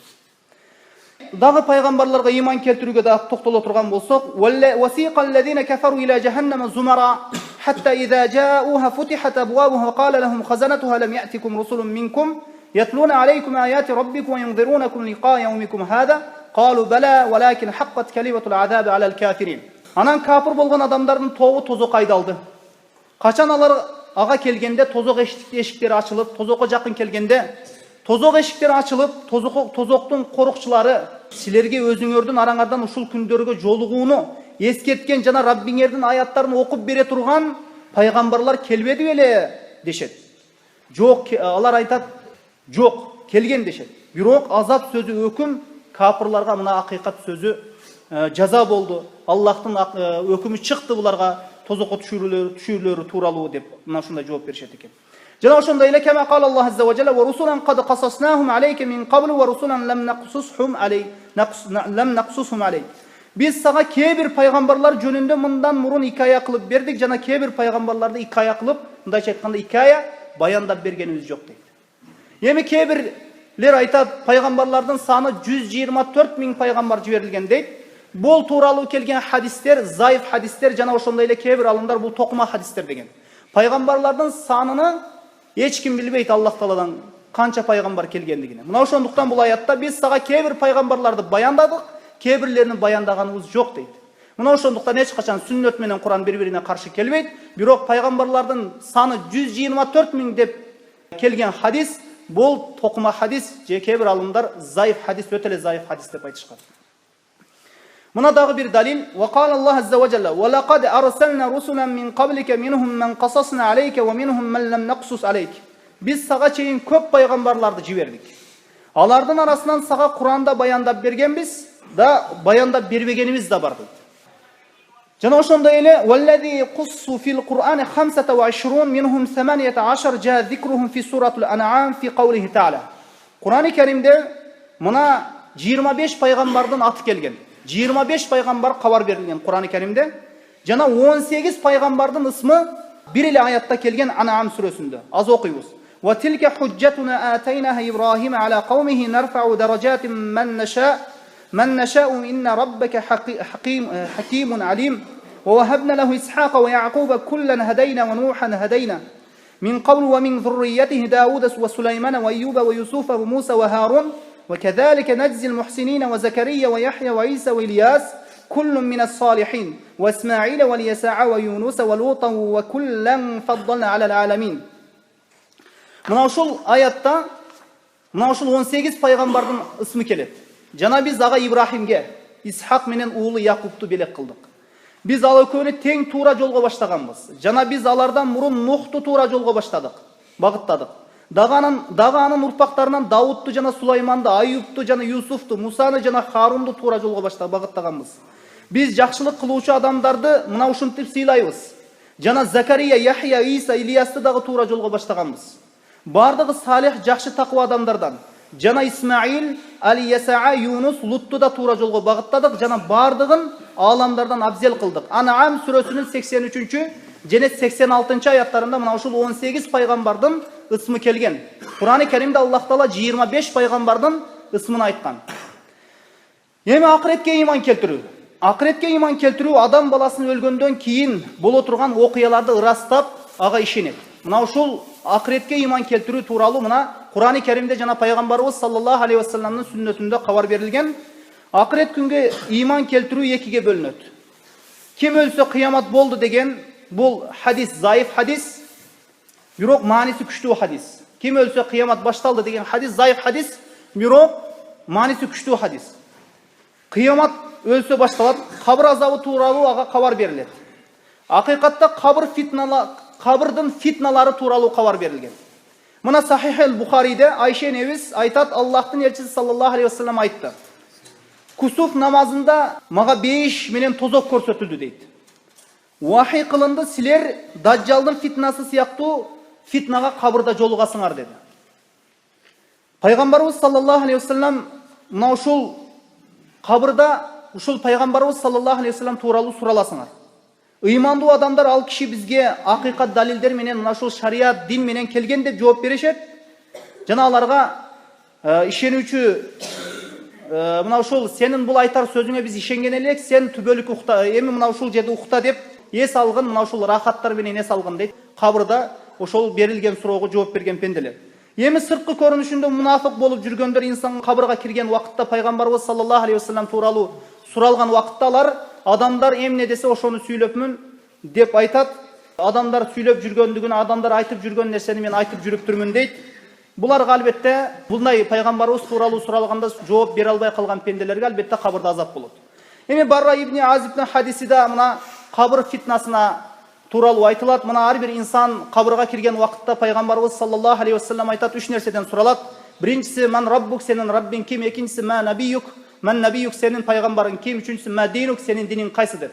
Албетте момундар менин раббим Аллах, жана менин пайгамбарым Мухаммад саллаллаху алейхи вассалам, жана менин диним ислам деп жооп беришет. Ал эми ушул суроо кээ бир мунафыктарга берилген убакытта ха ла адри билбеймин деп жооп беришет экен. Өмүр жашоосунда жашоолору 3 негизге негизделген, Аллахты таанып билген, жана анын пайгамбарын таанып билген, жана ислам динини далилдер менен таанып билген пенделердин Аллах Таала жашоолору 3 негизге негизделип, мына ушул нерсени окуп үйрөнүп, кабырга кирген убакытта алардын ыймандарын мына Аллах Таала бекем кылып койгондугу тууралуу мына ушул сүрөдө айтат. Юсаббитуллаху аллазина аману бил каули сабити фил хаятид дунья ва фил ахира. Аллах ыймандуу адамдарды дүйнө жашоосунда да акыретте да бекем сөз менен кубаттайт дейт. Кабырга кирген убакытта, жанагы периште суроо берген убакытта инсандар бекем ыймандарын бекем кылып койгондугу себептүү алар жооп беришет. Мына кабырда сурак сурай турган периште мункир деп аталат. Ар бир инсан кабырга кирген убакытта мына ушул 3 нерседен суралат. Мына ошондуктан бул 3 нерсеге жооп берүү ар кимге эле насип боло бербейт туугандар. Мына ошондуктан кимде ким мына ушул 3 негиз китебини жакшы окуп түшүнүп алган болсо, иншалла амал кылган болсо, өзү үчүн эле дүйнө жана акырет үчүн эле жакшы. Мына ошондуктан жакшы адам өлүүсү менен ага жакшы рахаттар башталат, жаман адам өлүүсү менен ага азап, кыйноолор мына башталат. Пайгамбарыбыз саллаллаху алейхи вассаламдан келген хадисте жакшы адам өлсө, мени кабырга тезирээк койгула деп шашат экен. Ал эми жаман адам өлсө, мени кайда алып кетип жатасыңар деп мына ушундай кыйкырат дейт. Бирок бул кыйкырганыны инсан баласынан жана жиндерден башка эч ким укпайт деп айтылат.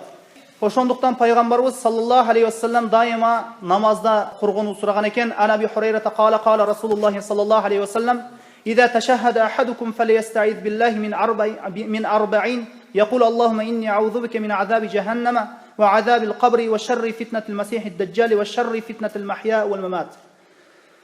Абу Хурайра радиаллаху анхудан риваят, Аллахтын элчиси саллаллаху алейхи вассалам айтты: силердин бирөөңөр ташаххудта отурса, Аллах Тааладан 4 нерседен коргонуу сурасын. О Аллахым, мени тозак азабынан, кабыр азабынан, даджалдын жамандыгынан, дүйнөнүн жамандыгынан, ошол фитналарынан жана өлүмдүн фитнасынан өзү сактасын деп. Мына ошондуктан салам бербей туруп мына ушул дуаны окуп коюшубуз керек. Мына ошондуктан өлгөндөн кийин кайра тирилүүгө мына иман келтиребиз. Мына ошондуктан кээ бир капырлар, мунафыктар өлгөндөн кийин кайра тирилүүнү жокко чыгарышат.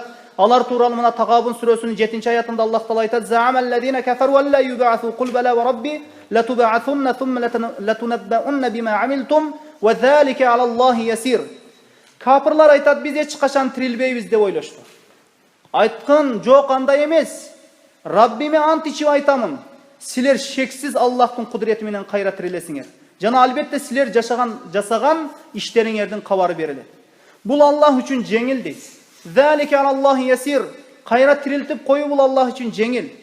Кайра тирилүү Кур'аны Каримде 3 абалда баяндалат. 3 абалда сүрөттөлөт. Мына ушул өмүрдө канча нерселер бар, кайра тирилүүнү далилдеген.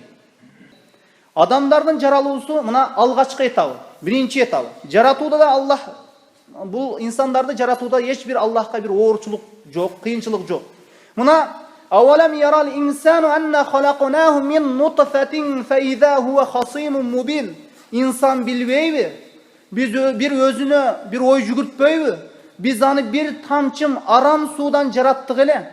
Анан капыстан бизге анык душман болуп чыга калды дейт. Мына ушул арам судан чыккан инсан, жаралган инсан эмеле келип кайындай эле биз чирип кеткенден кийин кайра тирилер экенбиз деп мына ушул өлүмдөн кийин кайра тирилүүнү жокко чыгарып отурат. Бул албетте Аллах Таала мына биз силерди тирилтиребиз. Биз кайра силерди жоктон бар кылабыз. Биз силерди арам судан жаратканбыз. Кайра биз силерди ошол жерден киргениңерден кайра силерди ошол жерден чыгарабыз деген. Эми экинчи өлүп калган жерди кургап, бир нерсе өспөй калган жерди тирилтет. Ва мин аятиhi annaka taral arda khashiyatan fa idha anzalna 'alayha al-ma'a ihtazzat wa rabat. Innal ladhi ahyaha la muhyil mauta innahu 'ala kulli shay'in qadir. Аллахтын кудретинин дагы белгилеринин бири сен жерди куп-кургак сыяктуу кургаган абалда көрөсүң. Анан биз асмандан суу түшүрсөк, козголуп көп чыгат да ар түрдүү өсүмдүктөрдү өндүрө баштайт. Жерди ушинтип тирилткен Кудай өлүктөрдү да тирилтет дейт. Ошол өлгөн жер, кургап калган жер кандай тирилсе, инсандар дагы дал ошондой тирилет. Аллах ар кандай нерсеге кудуреттүү. Үчүнчү, ал асмандар жана жерлердин жараткан зат. Мына ошол асман менен жерди, күн менен түндү инсан баласы өз көзү менен көрүп турат. Мына ла халқус самавати вал арди акбару мин халқин наси валакин аксаран нас ла я'ламун. Анығында асмандар менен жерди жаратуу инсаниятты жаратуудан чоң нерсе дейт. Инсан баласы жер менен ошол асмандын алдында эмне деген нерсе? Жер менен ошол ай күндүн алдында, түн күндүздүн алдында инсан баласы бир тамчы арам судан жаралган инсан баласы эмне деген нерсе? Ушундай чоң махлуктарды жараткан инсан Аллах Таала эми мына ушул инсан бир тамчым судан жаратылган инсанды жарата албайбы?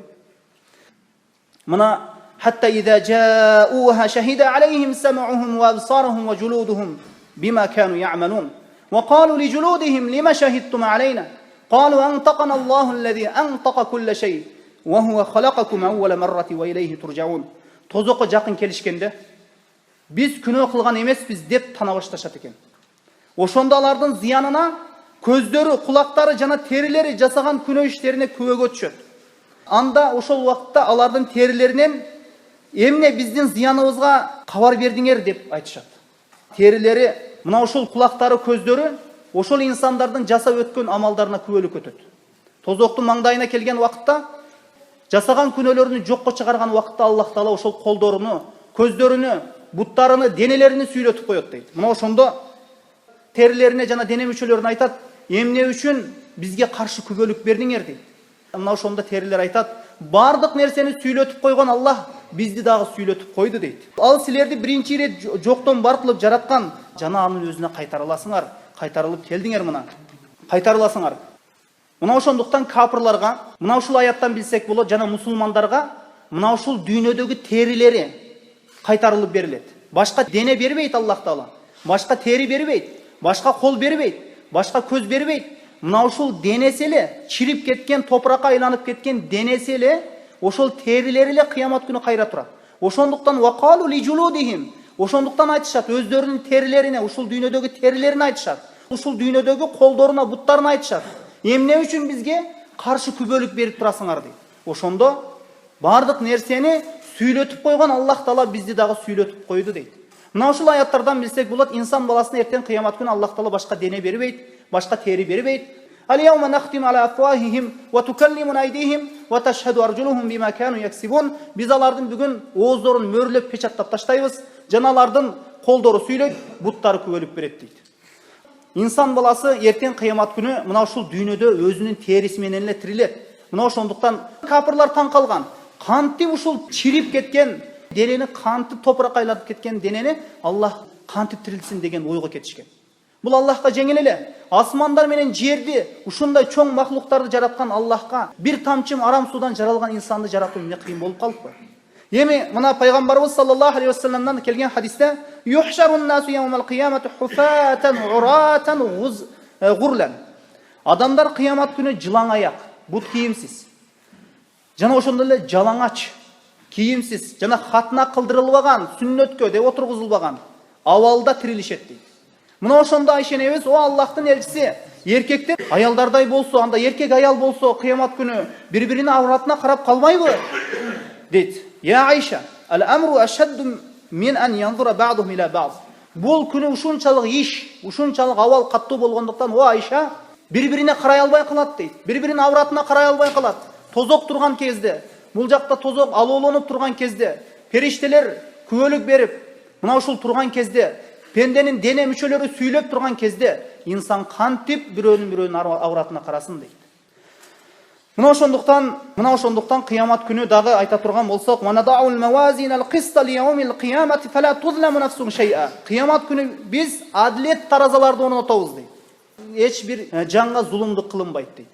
Эми бул таразанын кандай экендигини биз билбейбиз. Бирок тараза болот, амалдар, сооптор, күнөөлөр кандай өлчөнөт, муну биз билбейбиз, таразалар бар.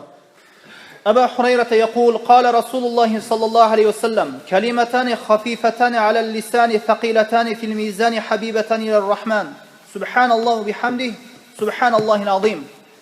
Абу Хурайра радиаллаху анхудан риwayat: Аллахтын элчиси саллаллаху алейхи вассалам айтты дейт: "Мына эки сөз тилге жеңил, таразада оор. Ырайымдууга сүйүктүү дейт, Аллахка сүйүктүү. Ал субханаллах жана субханаллахил азим. Субханаллах ва бихамдих жана субханаллахил азим деген сөз таразада оор экен. Тилге жеңил экен, Аллах таала жакшы көрөт экен. Мына ошондуктан бул жерде ошол таразанын болуусу мына хадисте деле далалат кылынат. Аллах таала эртең кыямат күнү таразаны коёт, пенделердин сооп жана күнөөлөрүн өлчөш үчүн. Эми кебирлер айтат, кебир ахли бидаат мына ушундай дуаларды жасашат. Бизди канча тозокто күйгүзсөң, күйгүз, бизди күйгүз, канча күйгүзсөң күйгүз, бирок ошол бейишиңди дагы кереги жок, бизге бир гана жүзүңдү көрсөт дейт. Бул албетте адашуу, бул акылга төп келбеген, Куран жана сүннөткө төп келбеген бир акмактык жана жиндилик. Эми васариу иля магфиратин мин раббикум ва жаннатин ардуха ас-самавати вал арду уиддат лил муттакин. Мына Аллах таала Курани Керимде айтат: Раббиңердин кечиримине жана такыба кишилер үчүн даярдап коюлунган кеңдиги асмандар менен жердей болгон бейишке шашылгыла дейт. Шашылгыла деп айтып жатат. Силер менден тозоктон кутулуу, тозок азабынан кутулуу сурап, жана ошондой эле бейишти сурагыла. Мына пайгамбарыбыз саллаллаху алейхи вассалам: "Иза саалтумул жанна фасалул фирдаус." Силер эгер бейишти сурасаңар, анда фирдаус бейишини сурагыла деген. Биз мына пайгамбарыбыз саллаллаху алейхи вассаламдын дуаларына көңүл бурушубуз керек. Мына пайгамбарыбыз саллаллаху алейхи вассалам кусуф намазында алдыга жүрүп бир нерсени алгандай болду. Да кайра артка жүрүп артка баскандай болду. Анан сахабалар айтты: "Алды тарапка жүрүп бир нерсени алгандай болдуңуз. Дагы артка жүргөнүңүздү дагы көрдүк" дейт. Аллахтын элчиси саллаллаху алейхи вассалам айтты: "Мен бейишти көрдүм" деди. "Ошондо бир жүзүмдү кармадым" деди. "Эгер кармап алганымда мына ушул дүйнө бүткөнгө чейин жеген болор элем" деди. "Ошондо мага тозок көрсөтүлдү" деди. "Ошол күн сыяктуу жаман күндү көргөнүм жок" деди. "Ошол тозок көрсөтүлдү, ушундай жаман жер экен, анын эң көп эли аялдар экен" дейт экен. Аялдар экен деди. Бейиштеги неемат, Аллахтын рахаттары, берген рахат, жыргалчылыктар эч качан түгөнбөйт. Ал эми тозокто болсо азаптар көбөйгөндөн көбөйө берет, жана азап эч качан түгөнбөйт. Ан Сухайбин анин наби саллаллаху алейхи вассалам قال: "إذا دخل أهل الجنة الجنة قال يقول الله تبارك وتعالى: يريدون شيئا أزيدكم فيقولون ألم تبيض وجوهنا ألم تدخلنا الجنة وتنجينا من النار قال فيكشف الحجاب فما أعطوا شيئا أحب إليهم من النظر إلى ربهم عز وجل." Сухайб радиаллаху анхудан риwayat: Пайгамбарыбыз саллаллаху алейхи вассалам айтты: "Бейиш ели бейишке киргенден кийин улуу Аллах таала бейишке киргендерге айтат экен: Силерге неематтарымды ашыкча кылып берүүмдү каалайсыңарбы" дейт экен. "Силерге дагы неематтарымды, ушул жыргалчылыктарды көбөйтүп берейинби" дейт. Алар биздин жүзү, алар айтат, бейиш ели айтат: "Биздин жүзүбүздү нурлуу, бизди бейишке киргизгениң, тозоктон куткарганың бізге жетишет деп айтышат. Андан кейін парданы ашат Аллах Таала. Алар улуу Раббилерин жүзүнө карашат. Караганда ошол Раббилерин жүзүнө карагандан көрө жагымдуураак бир нерсе берилбейт экен. Мына ошондуктан бейиштеги эң улуу жана эң тил менен айтып түшүндүрө албай турган бир рахат бул Аллахтын жүзүнө көрүү экен. Аллахтын жүзүнө көрүүдөгү неемат, жыргалчылыкты бейиштеги эч бир жыргалчылык басып өтө албайт дейт. Мынан пайгамбарыбыз саллаллаху алейхи вассалам айтты: "Лиллазина ахсанул хусна ва зияда." Аллахка ибадатты эң сонун кылган адамдарга эң сонун нерсе бейиш жана ашыкчасы Аллахтын жүзүнө көрүү бар деди. Кала Аллах азза ва жалла: "Инна Аллаха индаху илмус саа ва юназзилул гайта ва я'ламу ма фил архам ва ма тадри нафсун мада таксибу гада ва ма тадри нафсун би айyi ардин тамуту би инна Аллаха алимун хабир."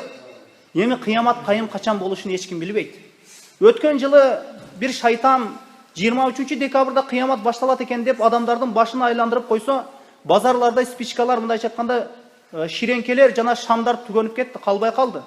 Мына акыйдасыз жашаса, таухидсиз жашаса, Аллах жиберген ушул Куран сүннөттөн алыс жашаса, шайтандын мына ушундай провокациялык, мына ушундай туура эмес жолдоруна ээрчип кете берет. Дагы бир сөз жүрөт, 2050-жылы бул кыямат кайым болот экен деп шайтан дагы бир сөздү таратып жиберди. Бул кыямат кайымдын качан болушуну ла малакун мукаррабун ва ла набиюн мурсалун, Аллахка жакын периште жана пайгамбар дагы билбейт. Булардын Аллахтын астында даражасы жогору болсо дагы. Бул албетте шайтан оюн күлкү кылып алгыла. 2050-жылы силерге кыямат башталат, дүйнө бүтөт, оюн күлкү кылып, мына ушундай дүйнөнүн лаззатына батып агыла, Аллахка күнөөкөр болуп агыла деген максатта жая турган мына ушундай жалган бир сөздөрү. Эми мына пайгамбарыбыз саллаллаху алейхи вассалам мына бул тууралуу өтө көп кыямат кайым качан болуу тууралуу мына сүннөттө да хадистер, аяттар өтө жетиштүү. Мына Аллах Таала бул аятта айтат: "Кыямат качан болушун бир гана Аллах билет. Эч ким кыяматтын качан болушун эч ким билбейт."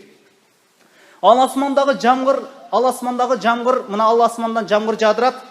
Бир өзү гана билет, жатындагы түйүлүктүн тагдырын, анын уул кыздыгын бир гана өзү билет. Эч бир жан эртең эмне иш жасарын биле албайт. Жана эч ким кай жерде кантип өлүшүн да биле албайт. Эч ким ойлобойт, кайсыл жерде өлөр экенмин, эртең эмне иш жасар экенмин, кандай абалда өлөр экенмин деп эч ким биле албайт бул нерсени.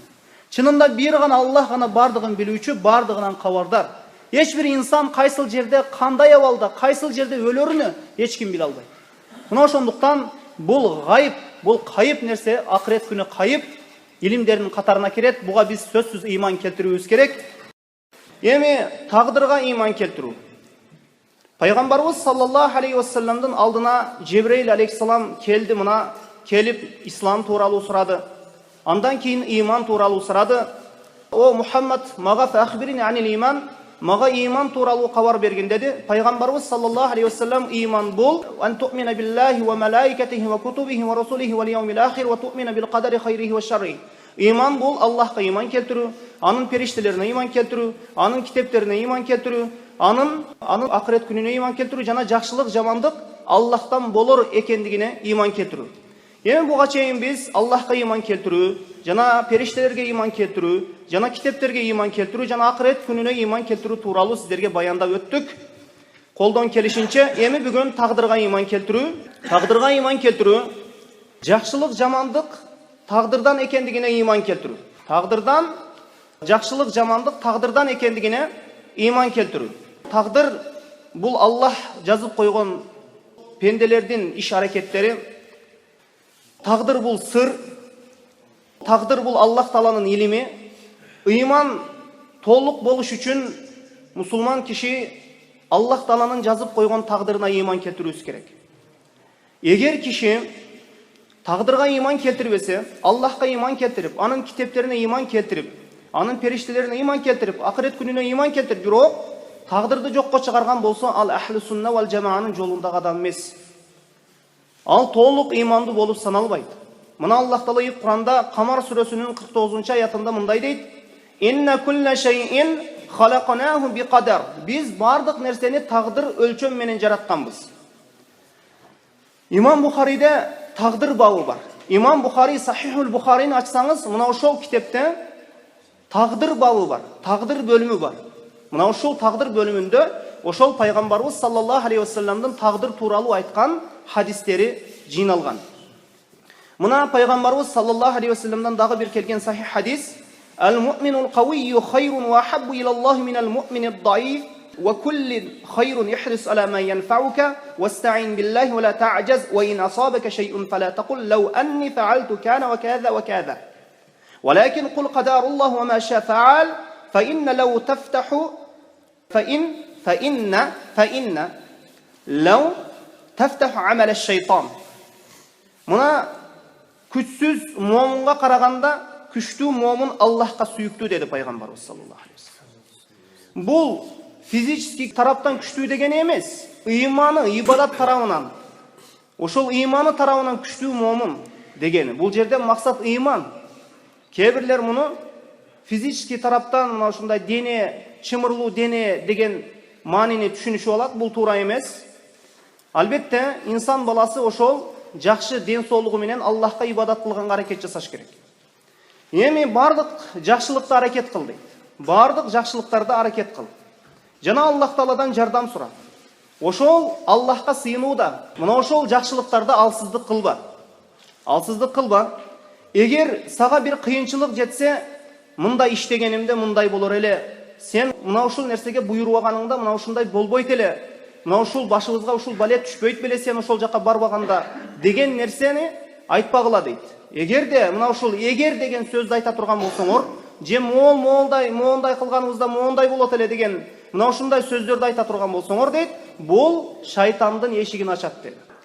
Эми Тавус ибн Кайс айтат, сахабалардын кебирине жолуктум дейт. Табииндерден болгон бул киши, алар бардык убакытта бардык нерсе тагдырдан деп айтышат эле дейт.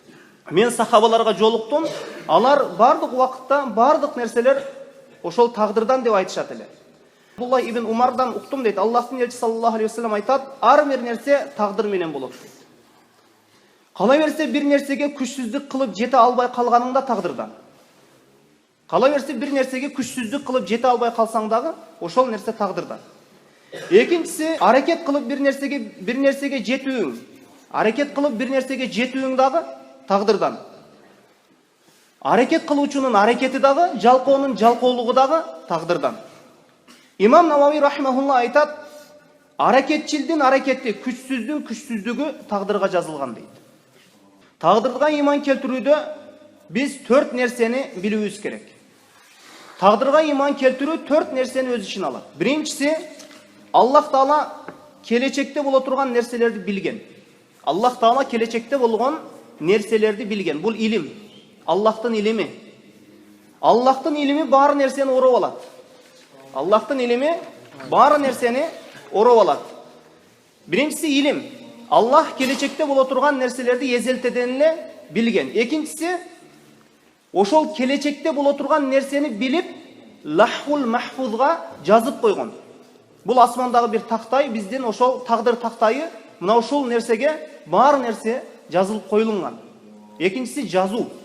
Аллах жазып койгон. Мына ва фи хадиси Абдулла ибн Амр ибн ал-Ас радияллаху анхума قال سمعت رسول الله صلى الله عليه وسلم يقول كتب الله مقادير الخلائق قبل أن يخلق السماوات والأرض ب50,000 سنة قال وعرشه على الماء رواه مسلم. إمام مسلم روايات قلغان حديث Абдулла ибн Амр ибн Ас радияллаху анхумадан рوايات. Пайгамбарыбыз саллаллаху алейхи вассаламдан уктум дейт. Пайгамбарыбыз саллаллаху алейхи вассаламдан уктум. Аллахтын элчиси саллаллаху алейхи вассалам айтат, Аллах асмандар менен жерди жаратуудан мурда, жаралуудан алдын, ошол жаратууда асман менен жерди жаралуусунан алдын баары нерсенин тагдырын жазып койгон дейт. Асман менен жерди жаратуудан 50,000 жыл мурда ошол Аллах Таала бардык махлуктардын тагдырын жазып койгон дейт. Мына ошондуктан урматтуу бир туугандар, биздин тагдырыбыз асман менен жер жаралуусунан алдын 50,000 жыл мурда Аллах Таала жазып койгон экен. Эми бул экинчиси жазуу, үчүнчүсү каалоо. Аллах Таала билди, андан кийин жазды, андан кийин ошол нерсе кааласа болот, каалабаса болбойт. Ошол тагдырда болгон нерсени Аллах жараткан. Эми төртүнчүсү каалоо, төртүнчүсү жаратуу. Эми Аллах Таала каалады, Эми аларды эмне жаратты. Жаратып койду мына. Жер жаралуусунан алдын биздин тагдырыбызды 50 000 жыл мурда жазып билди. Кандай болорун билди. Мына ушунун баарын жазып койду. Андан кийин каалады, каалагандан кийин андан кийин жаратты. Мына ушул илим, жазуу, жана үчүнчүсү каалоо, төртүнчүсү бул жаратуу. Мына ушул 4 нерсени Аллах Таала мына ушул тагдырдагы негизги эреже мына ушул. Тагдырга иман келтирүү бул имандын толук болуу шарттарынын бири. Тагдырды билүүнүн 2 жолу бар. Эртеңги күндүн келечегин эч ким билбейт. Эртең бир инсандын тагдыры кандай абалда болорун, тагдырга эмне жазып койгонун эч ким билбейт. Эч ким билбейт. Ла малакун мукаррабун ва ла набиюн мурсалун. Ошол тагдырдагы нерсени ага жакын периште дагы, ага жакын пайгамбар дагы билбейт. Тагдырды билүүнүн 2 эле жолу бар дейт. Биринчиси тагдырда болгон нерсени кандай билет? Биринчиси тагдырда болгон нерсе болсо билет. Мисалы үчүн тагдырыңда боло турган нерсе болсо, ошондо билесиң. Боло турган болсо билесиң. Болсо билет, болбосо билбейт. Анан тагдырга таянып бул күнөө жасоо туура эмес. Менин эми тагдырыма мына ушул алкаш деп жазып койгон экен, эми алкаш экенмин деп өмүр бою арак ичип өтүү бул туура эмес. Бул бир жахили бир түшүнүк. Анан пайгамбарыбыз саллаллаху алейхи вассалам амал кылгыла деди. Колуңардан келишинче амал кылгыла деди. Эми эч ким билбейт. Эч ким билбейт ошол тагдырдагы нерсе болмоюнча. Качан болот? Мына ошондо билет. Экинчи тагдырда боло турган нерсени кабар берген. Келечекте боло турган окуяларды кабар берген. Эч ким тагдырда боло турган нерселерди эч ким тагдырдагы нерсени эч ким өзгөртө албайт. Аллах Таала келечекте боло турган окуяларды кабарын берген. Мисал үчүн пайгамбарына ошол кыяматтан алдын болуп өтө турган окуялар тагдырга жазылган.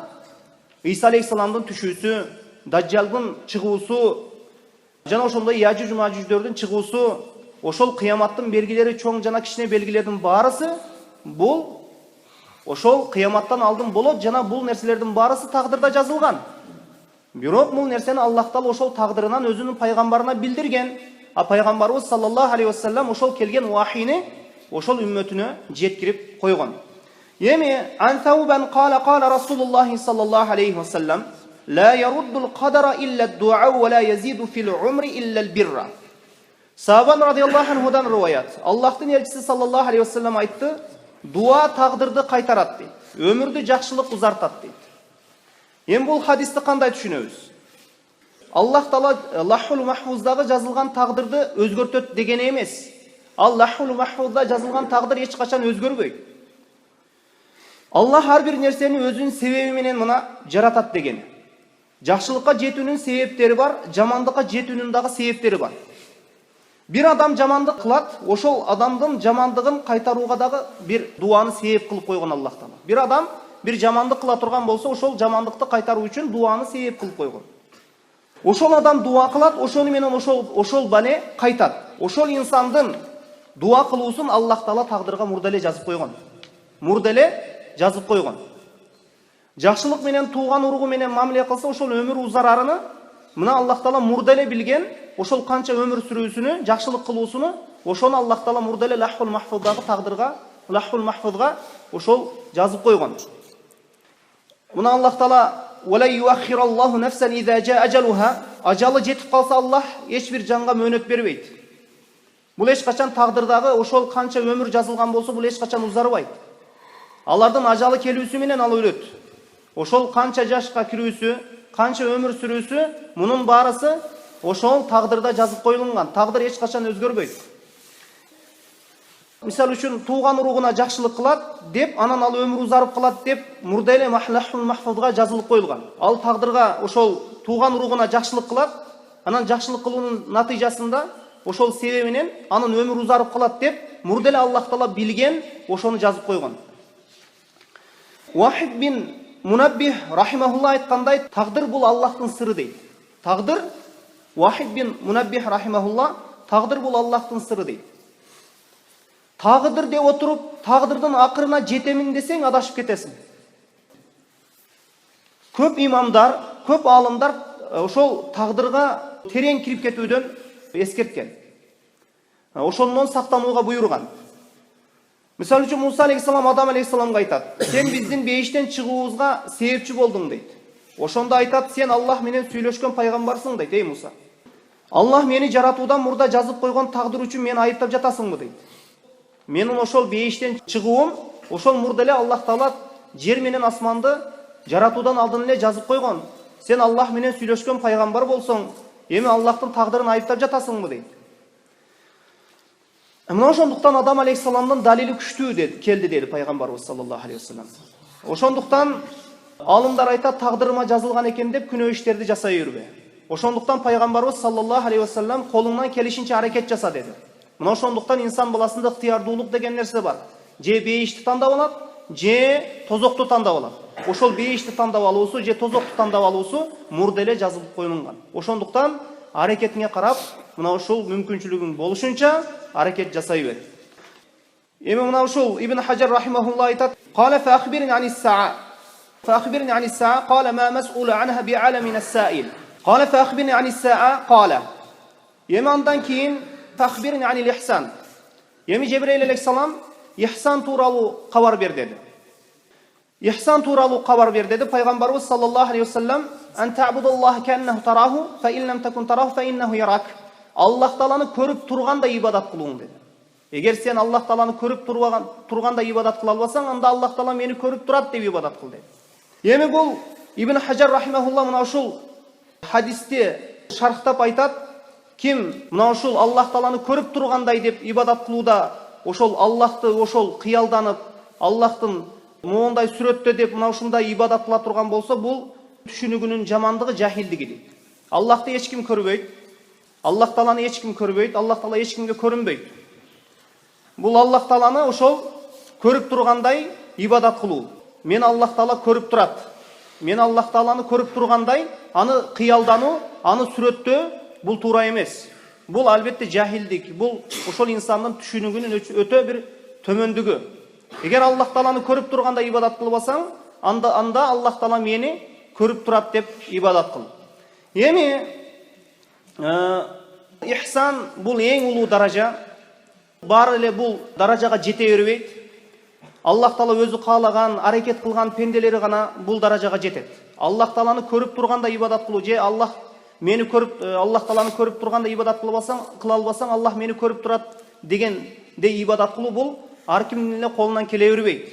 Мына ошондуктан бул нерсеге жетиш үчүн аябай киши ибадатта машыгуу керек. Аябай аракет кылуу керек. Эми жөн эле тура берсе, бул нерсе өзүнөн өзү эле болуп кала бербейт.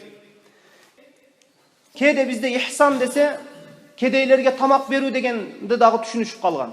Ихсан десе, кедейлерге тамак берүү, мына ушул ихсан деп түшүнүшүп калган. Бул туура эмес түшүнүк. Ихсан деген бул Аллах Тааланы көрүп тургандай ибадат кылуу. Эгер Аллах Тааланы көрүп тургандай ибадат кыла албасаң, Аллах мени көрүп турат деп ибадат кыл. Мына ушул ихсан. Эми андан кийин кала фа ахбирни анис-саа. Андан кийин мага кыямат, кайым тууралуу, ошол саат. Бул жерде сааттан максат кыямат сааты. Ас-саа кыяматтын бир аты. Ошол тууралуу кабар бергин деди Жебрейил алейхиссалам. Ошондо пайгамбарыбыз саллаллаху алейхи вассалам айтты: "Мал мас'улу анха би'алама мин ас-саил. Кала фа ахбирни ан амаратиха, кала ан талида ал-амату раббатаха, ва ан тара ал-хуфата ал-урата ал-алата ри'a аш-ша'i yatatawaluna fil bunyan." Мага кыямат тууралуу айтып бергин деди. Ошондо пайгамбарыбыз саллаллаху алейхи вассалам айтты: "Ал тууралуу суралып жаткан киши сурап жаткан кишиден көп билбейт" деди. "Мен билбеймин" деди. "Кыямат кайымдын качан болуусун, ошол сааттын качан болуусун мен билбеймин" деди. "Анда билбесең, андай болсо, мага анын белгилери тууралуу айтып бергин" деди. Кыяматтан алдын болуп өтө турган окуялар тууралуу, анын белгилери тууралуу айтып бергин деди. Ошондо пайгамбарыбыз саллаллаху алейхи вассалам айтты: "Күн аял өзүнүн кожоюнунан кожоюн төрөйт" деди. Кул аял өзү күн өзүнүн кожоюнунан кожоюн төрөйт деди. Жана жылаң аяк жакыр койчулар бири-бири менен мелдешип, бийик үйлөрдү куруп жатканын көрөсүң деди. Алымдар айтат, мына ушул нерсе азыркы кезде болуп жатат дейт. Мына кыяматтын белгиси. Пайгамбарыбыз саллаллаху алейхи вассалам бизге кыяматтан алдын боло турган окуяларды мына Аллах Тааланын вахийси аркылуу келген, вахий аркылуу бизге айтып кеткен. Эгер бир айылга душман келе жаткан болсо, бир адам келип душман келе жатат силердин айылыңарга же шаарыңарга десе, кээ бир адамдар даярдык көрөт.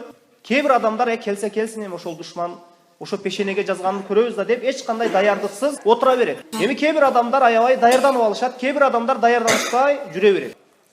Ошол душман келген убакытта артка кача тургандары дагы, ошол зыянга учурай тургандары деле ошол даярдык көрбөгөндөр болот. Мына ошондуктан кыяматтан алдын боло турган ошол белгилерди, окуяларды айтып кеткендиги ошол күнгө даярдык көрүү.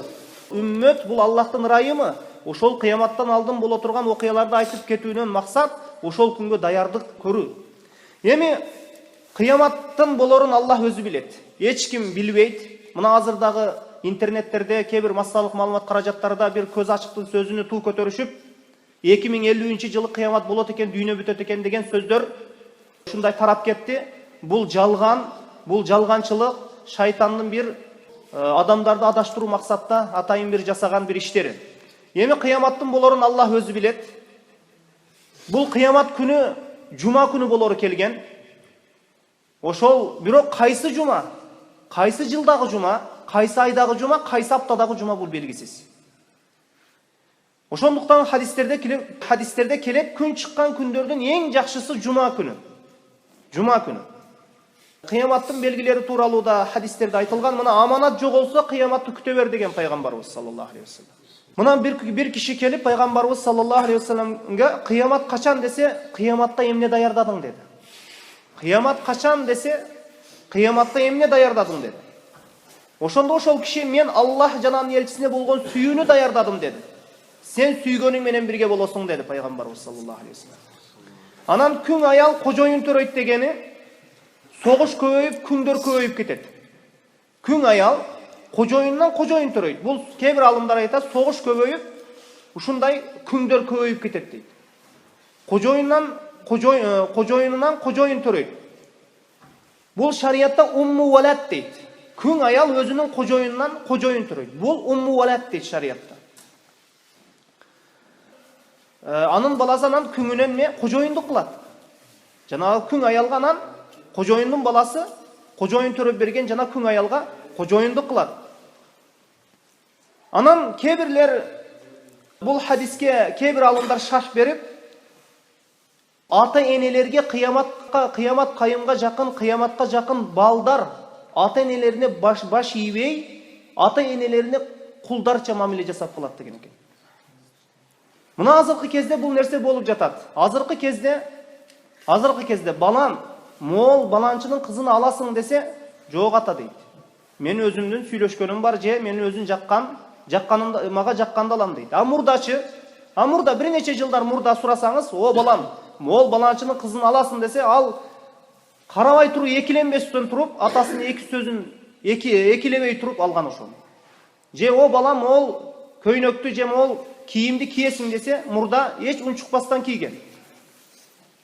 32 размерлүү ботинканы ошо бул кийимди алып келип берсе деле кие берген. Азыркы кезде мол ботинканы алып келдим, балам кий десең, жок, өзүм барышым керек болчу дейт. Бул мага жакпай калды, алмаштырып келишим керек дейт. Мына азыркы кезде бул мына ушул хадистен кээ бир алымдар мына ушул маани чыгарып айтат, кыяматка жакын ата энелерди балдар укпай коет, жана ата энелерине кулдарча мамиле жасап, ата энелерине баш ийбей коет деген. Бул мына ушул эки белги азыркы кезде болуп жатат. Эми дагы айта турган нерсе, бийик үйлөрдү куруп, бири-бири менен мелдешет dedi. Бийик. Жана ошол талаада жүргөн жылаң аяк койчулар мына ошол абалдары өзгөрүп, айылдарга, шаарларга түшүп келишип, анан бийик үйлөрдү бири-бири менен жарышып курушат деген. Пайгамбарыбыз саллаллаху алейхи вассалам бир күн сахабалар менен Аль-Харам Кабадан чыкты дагы Меккенин айланасындагы тоолорго карады. Бир күн мына ушул Меккедеги тоолор менен ушул жердеги үйлөр, турак жайлар тең болгондо кыяматты күтө бергиле деди. Азыркы кездеги Меккедеги тоолор түгүл, тоонун үстүнө үйлөрдү салып таштаган. Тоонун үстүнө оюп, үйлөр ошол бийик имараттар курулган. Мына бұл қияматтың екі белгісі азырқы кезде болып жатады. Мына Жебірейіл алейхиссалам кеткенден кейін, бірнеше уақыттан кейін жаңағы кіші Жебірейіл алейхиссалам адам сүретінде келді. Кеткенден кейін, біраз уақыттан кейін пайғамбарымыз саллаллаху алейхи уассалам: "О Умар, атадри манис саил, сен бұл сұраған кішіні білесің бе?" деді. "Құлту Аллаху ва расулуху алам." Аллах жанның елшісі білушірек деп жауап берді. Сахабалар өздері білбеген нәрсені Аллах жанның елшісі білуші деп айтышқан. Өздері білбеген нәрсені Аллах жанның елшісі білуші деп айтышқан. Азырқы учурда айтылғаны жақсы. Аллах ва расулуху алам деп, Аллах жанның елшісі білушірек деп айтылғаны жақсы. Кейбір алымдар арам жана адал мәселелерде бұл арам бы же бұл адал бы десе атаса бола берет дейді, айтса болады дейді. Эми кайыптагы нерселер болбойт дейт. Бирок валлаху алам, адал арам нерселерди, мисалы үчүн адал арам нерселерди Аллах билген, анын пайгамбары дагы адал арам нерселерди билген. Эми кайыптагы нерсени Аллах жанан элчиси билүүчүрөөк деп айтканга болбойт. Эмне үчүн? Кайыпты Аллах билет, ал эми кайыпты анын пайгамбары билбейт. Бирок кээ-бир алымдар айтпай койгону жакшы дейт. Эмне үчүн? Жөнөкөй карапайым элде туура эмес түшүнүк болуп калбаш үчүн, ошондуктан Аллах билүүчү деген сөз менен эле чектелгенибиз жакшы экен. Ошондуктан валлаху алам, Аллах билүүчү, валлаху таала алам, улуу Аллах таала билүүчү деп айтып койгонубуз эле жетиштүү. Мына ушул, бул экинчи хадистин мааниси кыскача мына ушул.